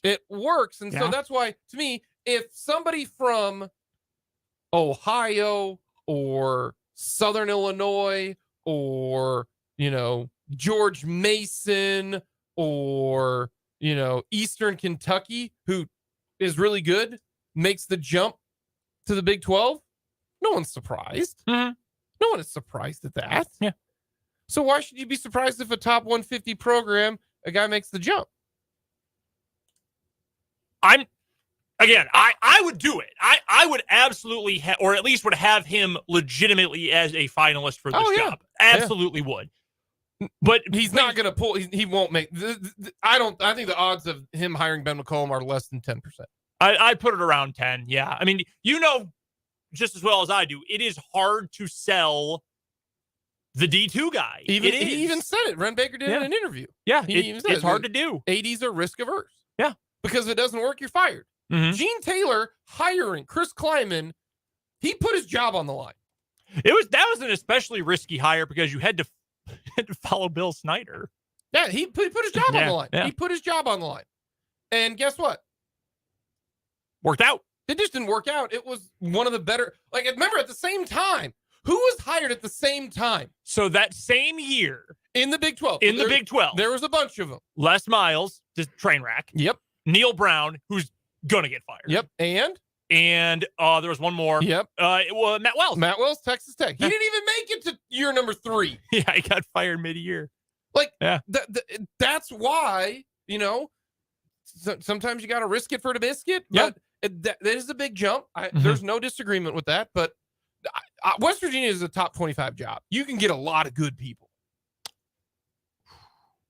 Yeah, I would say so. West Virginia is a better job than Iowa State. West Virginia is a better job than Oklahoma State. West Virginia is better. Do you think it's a better job than Iowa State? I do. I think West Virginia is a better job than Texas Tech. I don't know. I think West Virginia is a better job than TCU. Ooh, I would. Oh man, TCU doesn't have the history, but TCU is in an area with a lot of talent. So that's why I think this is a big decision. I mean, it's huge. The biggest, best basketball conference. I have no idea if Huggy Berry, even though he's gonna retire, if he's got any pull left, I have no idea. West Virginia, at the very least, is the best job in that area of the country. That's a better job than Pitt. Better job than Penn State. You can go further north than that. That's a better job than Syracuse. Yeah, that's true. Yeah. So seriously. Especially that's probably. I mean, you really start branching out to the Northeast. It's probably the best job in the Northeast. Yeah. So that's huge. Yeah. No, it is. Yeah. All right. The Royals. All right. Well, nice talking to you guys. See ya. Is this the start of Bobby Witt's light bulb moment? Because he has played excellent baseball the last 20 games. Has the light bulb moment occurred when and sometimes it just clicks, right? Takes a little bit. You're in year number 2. Is this his moment? I mean, I hope so. He's had a really good month. He's had a very good month. Give me till the end of the month. Give me the next 10 days. And I when I see a full month of it, and the only reason why I am being negatively impacted by the Royals of recent vintage, because how many times have we seen a guy have a really great stretch and then it all falls apart? Oh, yeah. You know who the best example of it is? Brady Singer. Brady Singer had half a season where he looked like a top 2 pitcher in a rotation. I think it was more than that. I think it was 5 or 6 months. Like, if you look back, remember, he started in the bullpen, went down to Omaha. Yeah, he did. Came back up in May, and then May, June, July, August, September. Was lights out. He was incredible. No, and I think Brendan's not entirely like the hesitation for any Royals player who's on a heater to say they figured something out is always valid. Yeah. Now, granted, overall, I will say I think that's valid for literally every player ever. You need a large sample to confidently say a guy has figured something out. But I think what has led to this is the encouraging part. And that the entire thing that you can point to, the number one thing you can point to for why Bobby Witt Jr. has all of a sudden started to hit better is a thing that is encouraging and controllable. He's just swinging at better pitches. That's literally it. That is, if you boil it down, he is playing better because he is not swinging at garbage. It's a lot like in golf. It's literally it. Stop having penalty strokes. Stop hitting it in the water. Stop hitting it out of bounds. Like, now, you're just destroying your round by doing that. And to Brendan's point, and where I think it's very valid, that's also been the thing he hasn't been able to do for a year and a half of his career. We need to see more than just 16 games of him making better decisions. But we've never seen 16 games. No, like I this. agree, and that's the pros and the cons. And you kind of play devil's advocate to both sides. No, I here. hear you. I see, and But that's the what's reason got why me I asked the question. Yeah. Like, is this the light bulb moment? Because sometimes you just see it and it clicks. We've never seen him spit on pitches in what, 7 months, 8 months of baseball. We've never seen him do this ever. That's why I think maybe this is the start of it. I hope so. Which would be, Lord, I hope so too. A great, I need something, man. Fulton, we've gone through this, bud. You're gonna get to do it all year. Deal with it. Alrighty, Brendan. Alrighty, I got it. Before you go, gotta ask you this: what are the odds the Royals lose 100 games? What was his last thing for Brendan was 50% on May 23rd because last time he was with us, I was on vacation. That's correct. Yeah. 85%. Is that the new high water mark? Maybe. Give me a minute. I gotta go through the data. Also gotta record the data. Do a lot of work over here. I believe yes, that is the new high water mark. Yeah. You've beaten Dan by 5 points. Yeah, Dan said 80. Who else said 80? No one. Dan set the previous high water mark of 80%. No, you were gone, and I forgot who. I didn't write it down because Fulton was gone. We had somebody else. And this is why I'm here. I keep track of the data a little bit this more was stringently. Who was it? Was 80%. Who wasn't here? I can't help you. I know. I'm just trying to talk it into existence. They need to play 489 baseball the rest of the way. That's the winning percentage they need. They need to go 44 and 46 the rest of the way. That ain't you know what? Brother. No, wipe it. 90. Okay. 90%. 90. Gotcha. Like, where are 44 wins coming from? Well, I just don't see it. Well, they have 80 games left. 90. Well, 90 games left. So that there are 40 wins that they've got 90 games. Best of luck to them. That's why we're doing. See, at some point in time, my question is not going to be what are the odds they lose 100. It's going to be what are the odds they lose like 110. No, what are the odds this is the worst season in Royals history? Which would have to be what, 107? 107. So even to get to 107, I got to run some real quick math in my head. So 53 losses. Well, you need 37. 37 wins get you to 106. Wait, 37 wins get you to 106. Okay. All right. Yeah. So you need to get to that's 106 losses. 56 wins. Yeah. Yep. So that would be 37 more wins in the next 90 games. Sure. You'd have to play. Your winning percentage would have to be 411. Their winning percentage is 264. Yeah. No. That's the yes. I would put that at 60%. Okay. 60% worst team in franchise history. 90% they lose 100 games. Just to point that's this a bummer. There. Like that sucks. I hate it. But put this out to everyone here because I had to look at it, so now I must say it out loud. The Royals are 2-14 in June. They were 7-21 in April. Yeah. Yeah. Quick question: which has there been more of in June? Royals wins or Bob Huggins public meltdowns? Trick question. Same number. When did it happen? Early in June? I think it was early June. I think it was 10 days before the DUI.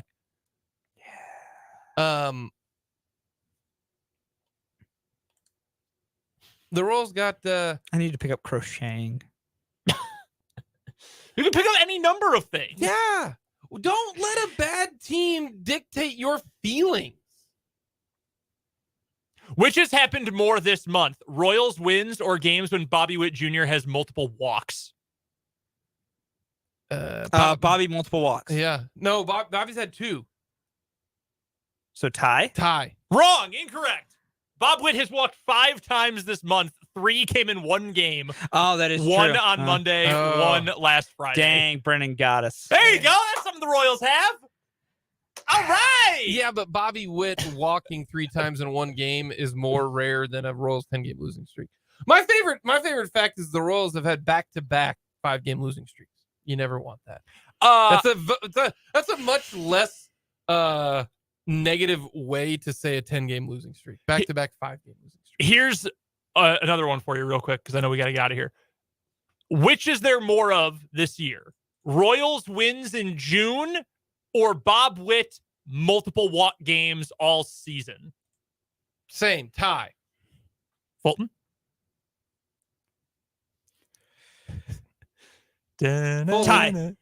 Correct. Yeah, that's It what is a tie. In the first series of the year, he had a 2-walk game. He walked opening day twice. Yeah. Went 0 for 2 with 2 walks. Yep. He had He 3 had walks the 3-walk game. And in the that's it. opener against the Reds, and that is it. We got that going for us. Brandon, we appreciate the time, man. Talk to you guys at 3. Coming up in the 2 o'clock hour, odds makers for Fulton. He gives us his number, mine as well. And we will talk a little Chiefs, Carlos Dunlap, and what would it take for me and Fulton to miss the Chiefs ring ceremony? We'll get to that next.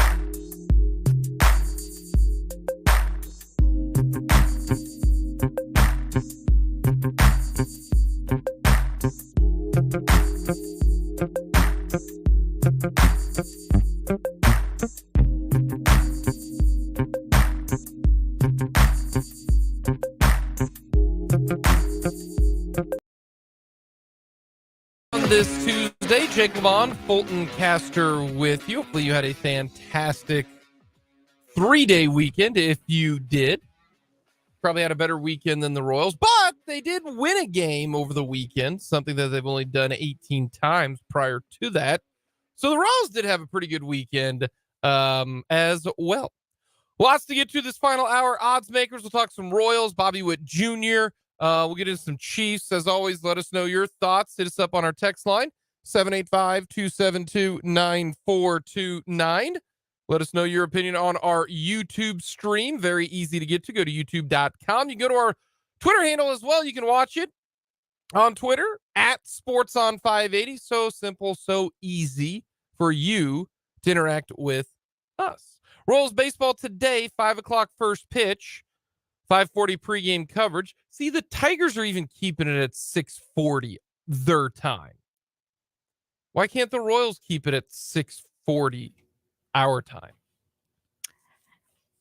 Joe, I'll tell you, buddy. Just don't like it. I know. Just don't like know.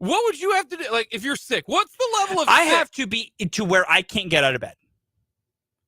Like, I have to be the level of physically ill that moving my body is impossible, which is possible. I felt it. A couple months ago, I was in that position where moving was, I spent like 13 straight hours in bed. I didn't want to move. If I am that level, then sure, because I can't move. But if I got the sniffles, if I, little headache, a little stopped up, a little sore throat, a little scratchy, one, I make Chris Jones money. I'm going to the doctor so much more often that I'm really preemptive on that stuff. I make sure I'm not contagious, and I go. I maybe keep tissues inside the coat. I bring the little travel pack of Kleenex. They stay inside the suit jacket. I got a second pocket that's for the used tissues. A little nasty, but it's what you do. And if I need to blow my nose, blow my nose. I've come to find out Chris Jones is the nicest teammate ever. And then also, apparently, if you play for the Chiefs, you have the worst immune system in existence. Why is that? Every week, someone's like, "Oh, he wasn't here. He was sick. Oh, he was sick." I get Frank Clark got sick all the time, but even Justin Watson was so sick he couldn't play football in the AFC title game. Remember that? Yeah. Like, what's happening with sickest the Chiefs? Team in the universe? What is going on? I'm gonna really put out a dangerous theory here, but you know what? Gotta speak my mind a little bit here. Thank you, Tyreek Hill, for that. Needs to be said. The Chiefs have coincided all their illnesses since Pat had all his kids. I think Pat's bringing the kid germs around too much. You do get sick with kids. I'm just saying. I'm not gonna lie to you, do. This is all spiking. We can blame the Mahomes children. Kids get sick. I'm not gonna lie to you.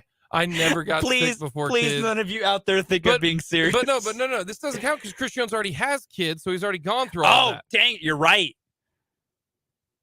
I just, in order to miss know, that ceremony, I had to be able to not move. Seriously, for me, I'd be able to not move. I was sick, bro. Buddy, I am shoving so much cold medicine in my body to be able to go to that. Ain't nobody believe you that you were sick. Zero chance of that happening. You Michael Jordan flu game it up. Yes. That's why I say he must be the nicest teammate ever because he's like, I don't want to get you guys anything. Oh, that man, with your health insurance, if you got the sniffles, go to the doctor. You got a cough? Nope, I ain't about ready to give you guys. You don't anything. live a life like I do where you have to think about if you got enough to pay for the prescription. You're in a different life there, Chris. Here's the other aspect of this. I understand the business side. I get it.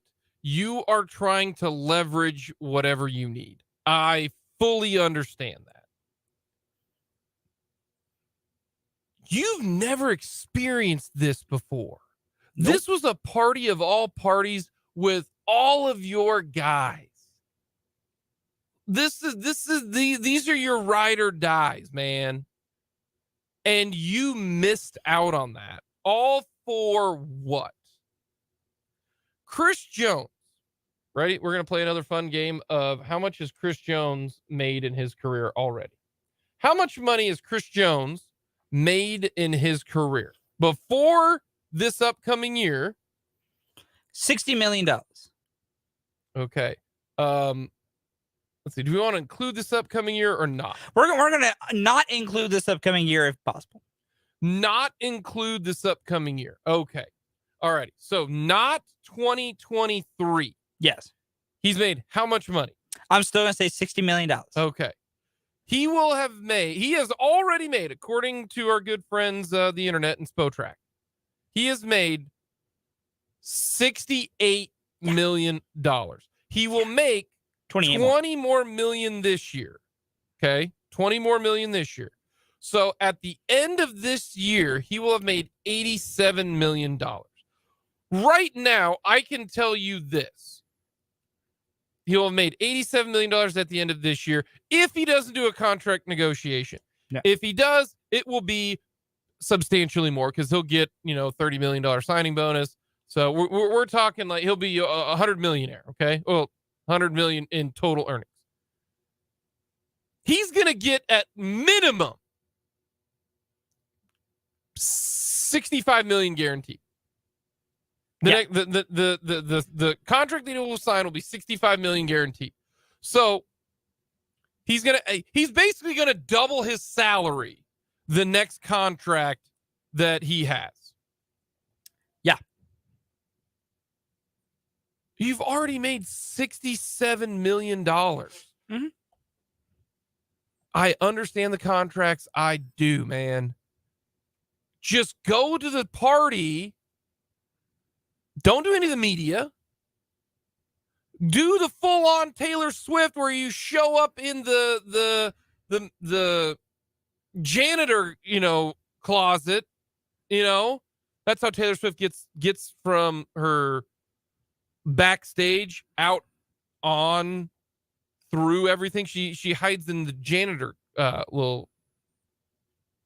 what do they call it? The janitor trailer, the janitor that you move cart, the janitor cart. She hides in there, so that way she gets in there and then she stays underneath the stage. Do that. Get in there with your.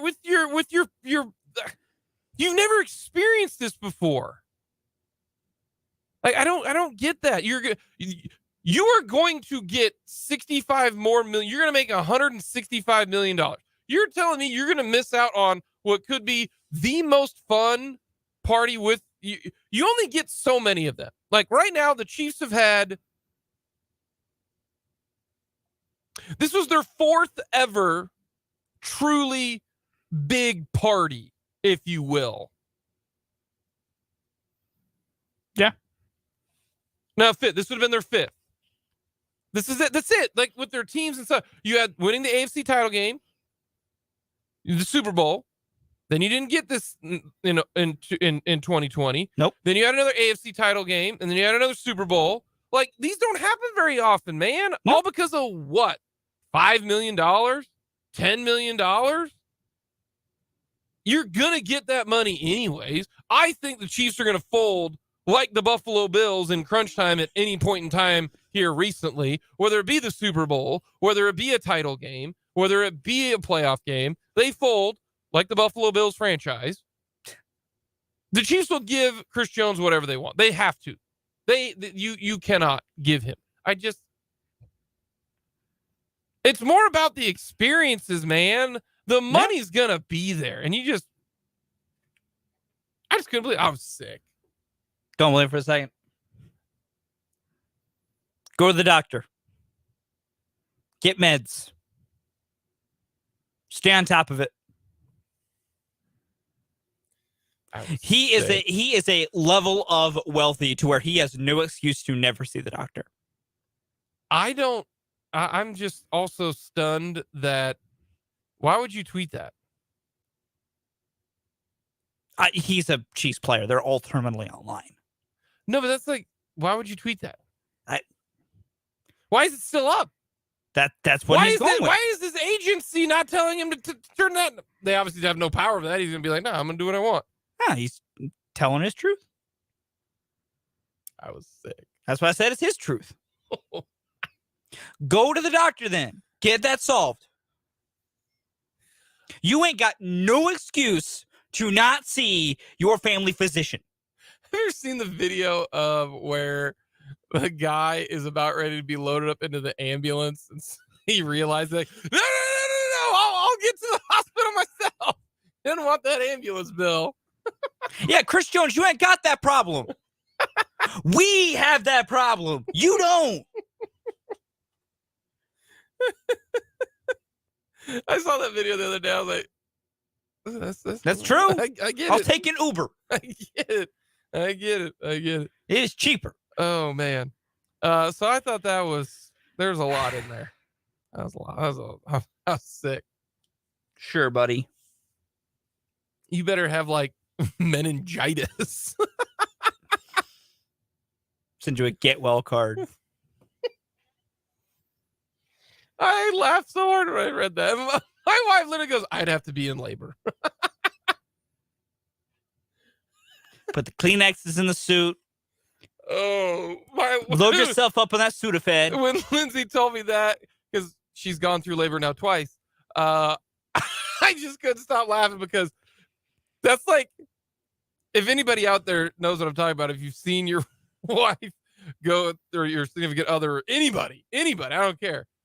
You know that if that's the 10, my wife's going. I'm telling you that she's there. That was so funny. I'd have to be in labor. Fair enough. Well, all right then. Well, I know where you stand. Oh yeah, that's it. Only 2 times in her life she would miss that part. Hey, rare the time. Her butt's there. Oh man, that got me good. So we'll stay with the Chiefs real quick. Bring back Carlos Dunlap. Not against it. Matt Dare brought up a great point. That's a lot of edge rushers. You've got FAU. Yep. Felix Anudike-Uzomah. You got George. Mm-hmm. Got Dana. Mm-hmm. You got BJ Thompson. Yep. Okay. Do you consider Amenahu a defensive lineman? I would consider him an edge over defensive tackle. I think he will get a majority of his snaps on the edge. Okay, then you already got 5 edges. Yeah. No, I agree. You at that point get to you're loading up the room a little bit. Like, if you consider Amenahu a defensive tackle, you're still probably fine at 4. Then I think you can, but remember, Chris Jones also is playing edge more often now. Yep.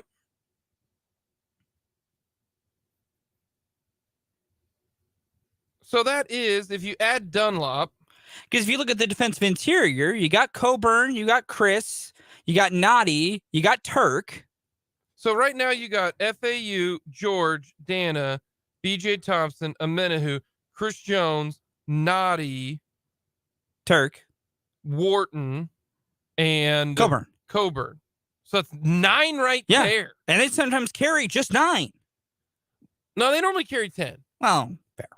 So that's, 10? Like, could he fit in the numbers? Yes. Like, in the numbers, sure.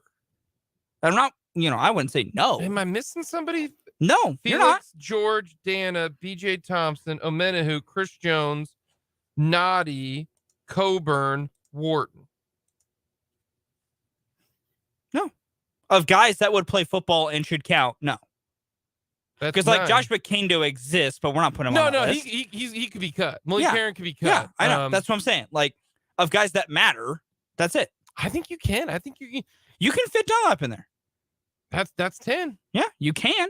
Thompson That's why I'm not and against Coburn. it. You got to include Thompson and Coburn. They're rookies. Yeah. Yeah, there's just so much roster flexibility in there. And Dunlap can play inside. Yep. Almost every single one of those guys can play inside and out. Only 3 dudes that we've named here cannot play both sides. Both spots. Noddy. Cannot play edge. Yes. Coburn cannot play edge. You're correct. Turk. Yeah, I'd agree with that. That's it. Every other guy we have said could probably play both. The only other I'd maybe give to you is BJ Thompson because he's such more just based on speed and agility that edge is really where he needs to be. Inside probably isn't great for him. Yeah. But like every other guy can do both because we've watched every other guy do both. Yeah, the only other guys under contract right now that they have, Danny Shelton. I'd rather have Dunlop. Matt Dickerson. Don't know who you are. Kane Doe. Yeah, you can cut him. Put him on practice squad. Ain't nobody going to sign him anyways. I don't know who Phil Hoskins is. Daniel Wise, KU guy. And then some guy named Chris Williams. Yeah. I think you got right. options. I think you're right. I think you can fit him in. You 100% can fit him in. That would not be a problem. It goes back to the Chiefs are almost positionless at the D line. Yeah. I mean, Spags is really loving this ability to just put 4 dudes out there and shuffle it. So this is what Dunlap had to say. I can help another team get one of their own or help the Chiefs again. The Chiefs haven't ruled that out, but currently it's a waiting game. said, the Chiefs obviously have a special spot for me because they were the first team to help me win a playoff game and to win a Super Bowl. So that would be a great opportunity.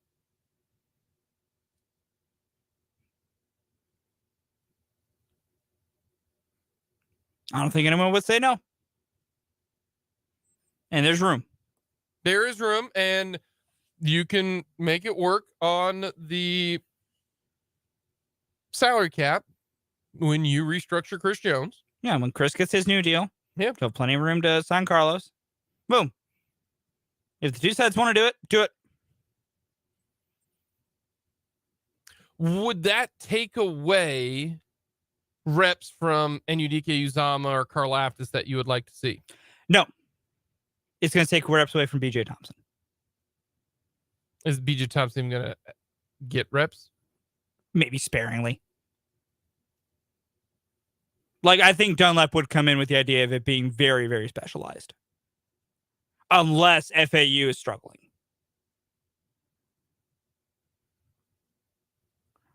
Yeah, I can see that. Like, if Felix is being used a bit more because, let Felix come along slowly. And that, honestly, is the major benefit. If you added Carlos, you got to bring Felix along even slower. But you get it. All the K-State fans out there, think Felix is going to be a contributor and will want to see him on the field a bunch and all that. Being a contributing edge rookie year in the NFL is very hard. Ask George Karlaftis. It's not easy. So I think any situation where maybe Felix can take it a bit slower, can be brought along a bit slower, is a good thing. Coming up next, we got odds makers here on Mic'd Up.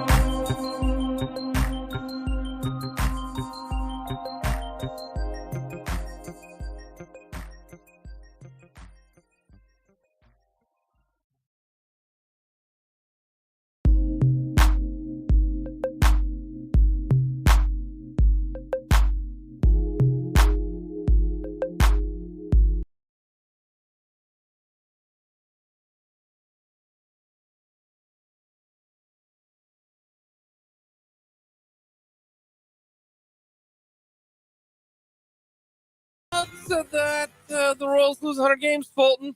Break it down for me. And give me the full-on numbers. Okay, it started out at 5%, then it dipped down to 4. It went 5 to 3 to 1 to 2. You were at 1% on Fulton. April 4th. We were at 1%. Good times. That was great. The vibes were immaculate. 2, 5, 9, 7, 10, 10, 8, 60. Because things got bad while I was gone. I left for a week, and the Royals they also left for a week. Well, technically, The Royals and I took vacation at the same time. Technically, it was 2 weeks because it was 2 weeks from 8% to 60%. Because my guess is you probably would have gone 8%, probably to 30%, and then to 60%. It would have been a much more gradual than that start. But basically, I took a vacation, and so did the Royals. They took a vacation from playing baseball, period. That's where we're at. That's where we're at, 60%. Okay. As of today, June 20th, 2023. Where are we at? With the Royals at 19-53. Where are we at? We're in June, and they haven't won 20 games. Haven't won 3 in a row yet. 95%. They're losing 100 games. Fulton! They're losing 100 games. Fulton! They're losing 100 games. You're the high watermark now. Yeah, they're losing 100 games. 95%. They're losing 100 games. I'm reserving that 5% for if the Lord Almighty himself touches this team and has them go on a Moneyball A's 20-game win streak. Are you trying to tell me that Jesus can't hit a curveball? Jesus can't help with bats. Jobu. Tell me Jesus Christ can't hit a curveball? Jesus. Up yours, Jobu. He's like, Jesus. I like him very much. But he's just not up with bats. He doesn't help me hit a curveball. Oh, man. That's a beautiful line. Jake Taylor's like, Eddie, let's not turn this into a religion. Oh, man. It's very bad to mess with Joe Boo's rum. Very bad. And it's correct because he takes a shot at Joe Boo's rum, then takes a bat upside the head. Yeah.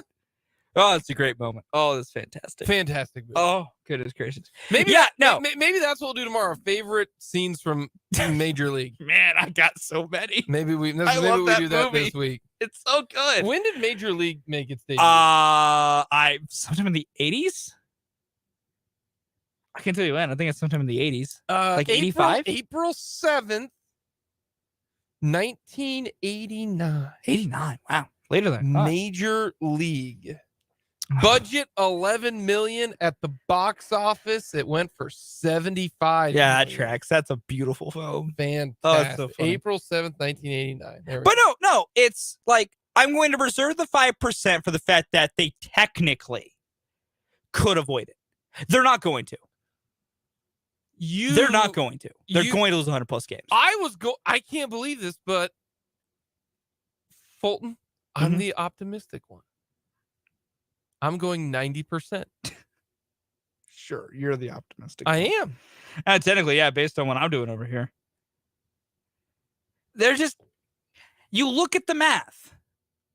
Like, it's like what Brendan said. For them to avoid it, they would have to go 44-46 the rest of the way. Someone explain to me how that happens.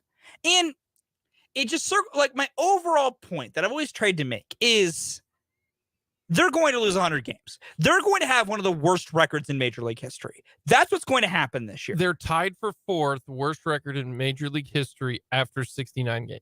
Like, that's where it's going to be. And when this is all said and done, we're going to look at this team as one of the worst teams in Major League history. And the weird, this is that weird thing I keep trying to maybe get people to understand a little bit and try to frame it a little bit. Is the A's are one of the worst teams in Major League history because, fun fact, they won their 7 games in a row. They've lost 6 straight. Water found its level in Oakland. They're that way because legitimately that collection of talent is one of the worst things we've ever seen. And they just have had moments where they've played above their skis. The Royals' problem is on the pitching side, there's no talent. Like, the pitcher's problem is the arms are just bad. They're just bad players. The problem on the hitting side is literally everyone not named Salvador Perez has barely played Major League Baseball. And so when you have a bunch of dudes learning on the job at once, it doesn't go well. Like, the A's are bad because the owner put together a bad team and Major Leagued it. The Royals are bad because they said, you know what? Screw it. The wins and losses don't matter. We need all of you to learn at once. And just don't burn the house down. Well, the first floor is pretty burned up right now, but they're working on saving the attic. I think it should be the foundation is still good. The attic is gone, like, though. And that's why I'm like, the Royals could have this season this year and bring back like a good chunk of, like, if they brought back this entire offense next year, I probably wouldn't do the entire, I'd make some changes a little bit, but like, if you brought back 75% of this offense next year and just your biggest changes were all pitching, this team could win 75 plus games because the guys you bring back hitting wise get another year of knowing what to do and another year of experience. Like, as I've always tried to say, and it's the one reason why, like, I'm sad this year and this year's frustrating and all those different things, but you can be somewhat trying to be positive for next year, is the Royals' problem and the A's problem are two vastly different things. Because the Royals they're getting experience and they're floundering heavily in part, especially on the offensive side, because the two, they're like we talked about it, Bobby Jr. finding a stride. Like, he's in it halfway through year 2. So he's just now figuring it out. Same thing for guys like MJ Melendez and all those different players and yada, yada, yada. That's why every critique I have about the Royals, but what I want them to do this offseason is all pitching related, which, pitching-wise, they finally have depth. It's really nice. It looks like the pitching depth is going to exist now. Well, they've got depth. Is it good Listen, depth? So they don't have depth. We'll cross that bridge. Depth to me means quality. Depth to me means you have arms to turn to see if something could be better. See, to me, that it's not depth. You just have bodies. Well, they haven't even had that. They've not even had bodies, dude. But it's you know. I'm cool if you want to say the term we should be using is bodies, but that's still better than what they've been. Yes, but to say, they've got depth, no, they don't. They just got bodies. That's all they got. And hopefully the bodies turn into depth. How about that? How about that phrasing of it? Yeah. How about that? My odds makers for you. Hold on. But they have bodies, but prior to that, they haven't even had bodies. The bodies hit the floor. The bodies went through the floor. Well done, though. Well done. The bodies hit the floor. What you did there. Yeah, well done. We no longer have to see Mike Myers make starts. That's awesome. Another body hit the floor. Thankfully. Well done. Jake. Yes. What are the odds the Royals get multiple All-Stars this year? Well, for what to let everyone know, Salvador Perez is now second in All-Star voting for catchers.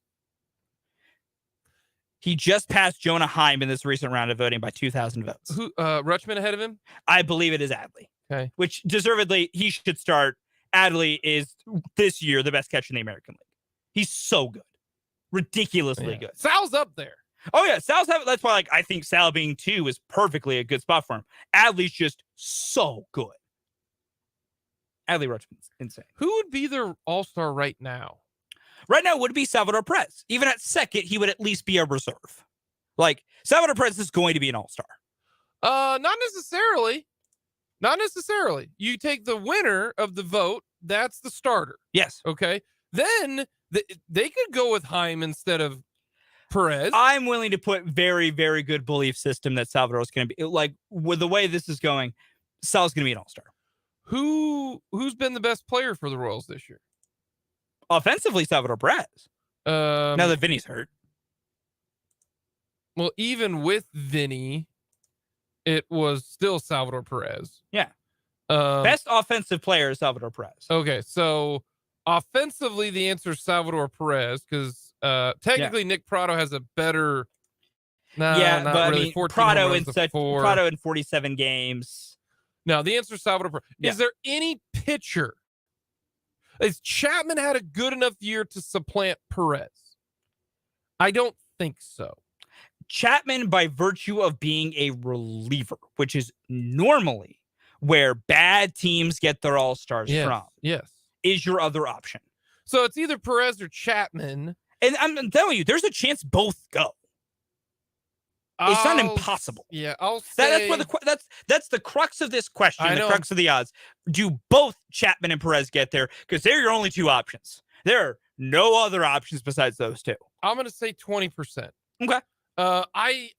If Salvador Perez gets it, then they will not have two all-stars. You don't think Chapman will get slotted in there?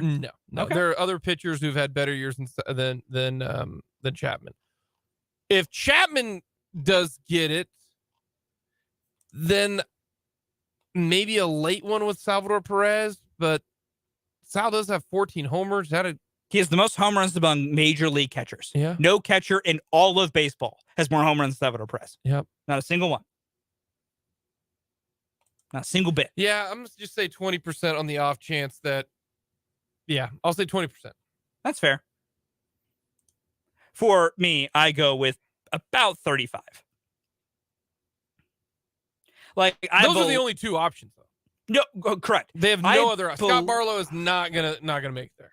I believe, and the problem is I have to get really fine with this.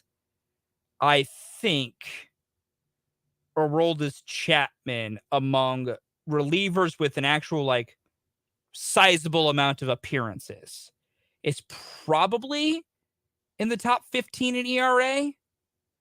That's not an easy thing for me to hunt down on the fly because since it's a rate stat, relievers don't often qualify for it. If he's not a top 5 reliever right now, he's not making it.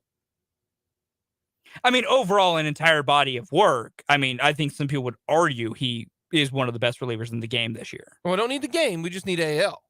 Well, yes. If he's a top 5 reliever in the American League, then he's a legit candidate. But if you're like 9th, you're not making it. No, there's no chance you're making it. Yeah. Because I think people would rather have Salvador Perez there than Aroldis Chapman there. That's fair.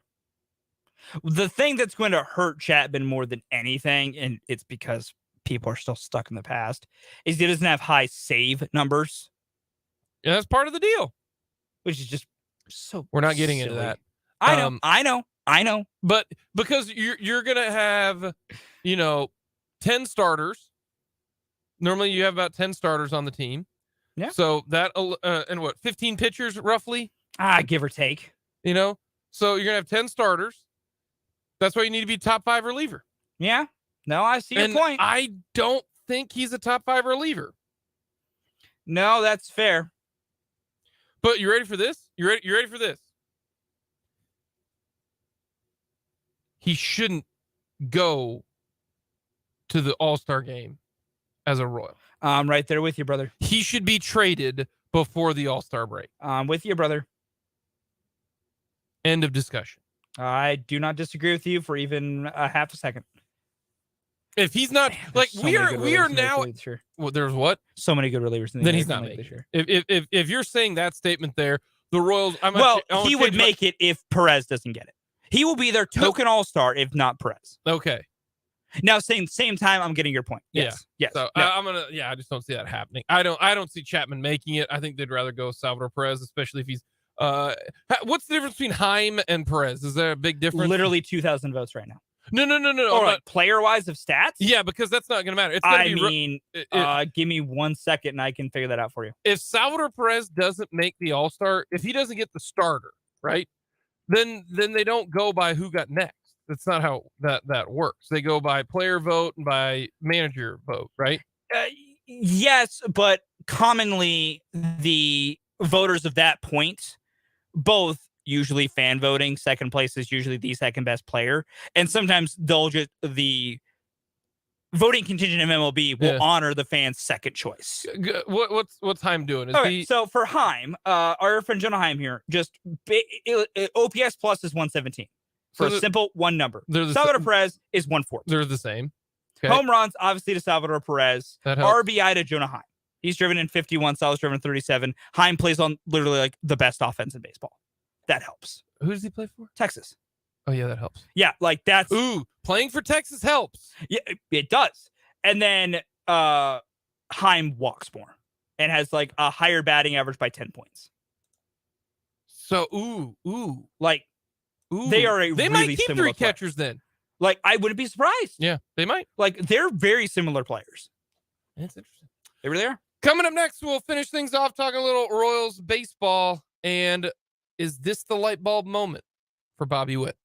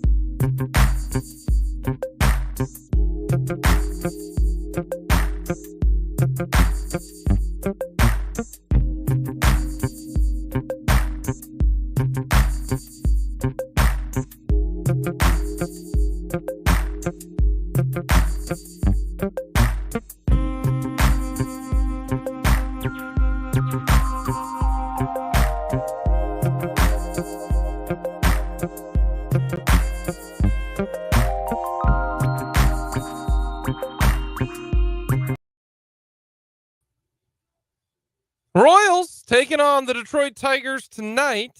Daniel Lynch towing the rubber. 5:40 first pitch, 5 o'clock pregame coverage. Don't know who Lorenzen is for the Tigers. All right, pitcher. I can tell you this, that we'll give you the Royals lineup. Royals lineup.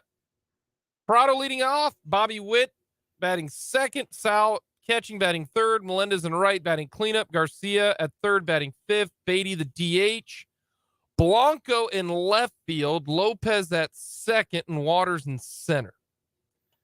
Those give you a little update there. Drew Waters not getting it done at all. Nope. No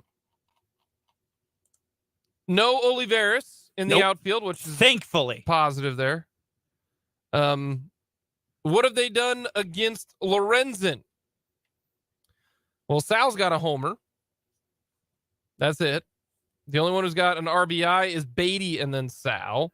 A couple hits. Prado 1 for 3. Bobby 0 for 2. Garcia, Melendez both 0 for 2. Big Nick Lopez 1 for 1. That's your lineup today. But this is the best stretch of Bobby Witt Jr.'s career, at least both eye test and numbers wise. Last 16 games, this is a legitimately good player who has now added his speed and added his ability to get on base better. He's batting .323, which is excellent. Batting or on base of .373, which is excellent. That's better than excellent. That's tremendous. Yeah. Has a little pop, walking a little bit, more consistent, and just watching him. That's why I wonder if this is the light bulb moment for Bobby Witt. I hope for the next 9 games. So he'll play 25 games in the month of June. He'll be the Royals hitter of the month or player of the month. Probably. No clue who's going to be the pitcher of the month. But I'm hoping this is it. This is where you start to see the difference for Bobby Witt Jr. It'd be nice. I think we can. I think this is becoming a bit more of a positive trend for him. That's it. This is the Josh Allen, oh, hey, I'm actually good type of situation. Yeah. Where year 1, year 2, oh, now, wow, I'm good. Hey, everybody, it clicked. Yeah. I figured it out. I fixed my what was going on. I'm good. Because this is different. And I hope this stretch ends up a good one for Bobby Witt Jr. So we'll see over the next 9 games. We will. Would you like a very, very fun piece of trivia for us to end before we go into the mic drop? Sure. Who do you think has more home runs in their career? Michael Lorenzen, Detroit's tonight's starting pitcher, or Nicky Lopez? Nick. Michael Lorenzen. Nick's got 1. Nick has 5 career homers. Really? Mm-hmm. Michael Lorenzen has 7. Well, who do you think has hit more home runs in a single season? Michael Lorenzen, a pitcher, or Nicky Lopez, the major league shortstop? Lorenzen. Yes. In 2019, he hit 4. He won't hit anymore. No, he won't. Funny enough, though, the Reds legitimately used him as an outfielder. Michael Lorenzen can hit and has played several big league innings in the outfield. It's very funny. It's my favorite fact from Michael Lorenzen that I will always share. And now he's playing for the Tigers. Yeah, sorry, buddy. Coming up next, we've got the mic drop.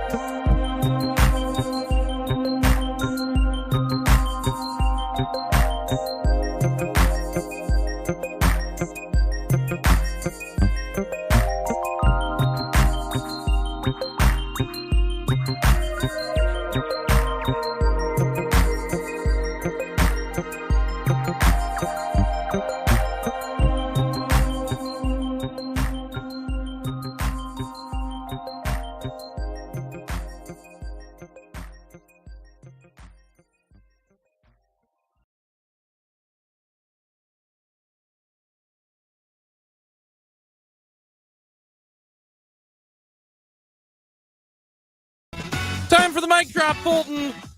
Give us some stat about the Royals. I'm not going to do that today, Jake. I'm really not.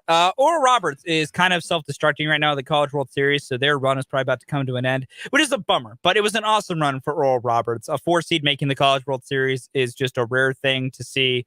They play just such competitive games. They're really fun. They're an enjoyable ball club to watch. So this is probably going to be the end for the good old folks at Oral Roberts, but man, that was a fun ride. Who's going to win the World Series? I lean Florida. Florida? I think they got the depth and the pitching staff, and that offense is good enough. I think they'll do it, but it's always seems cheap to go chalk like this. I think it's Florida or Wake Forest. They're just, I think, a step above everyone else that's left. All right then. I hope everyone had a happy Father's Day. Mine was fantastic. That is my mic drop. Kids are fun. Coming up next, we got 580 Sports Talk. We'll be talking to you after the Royals game, potentially tomorrow.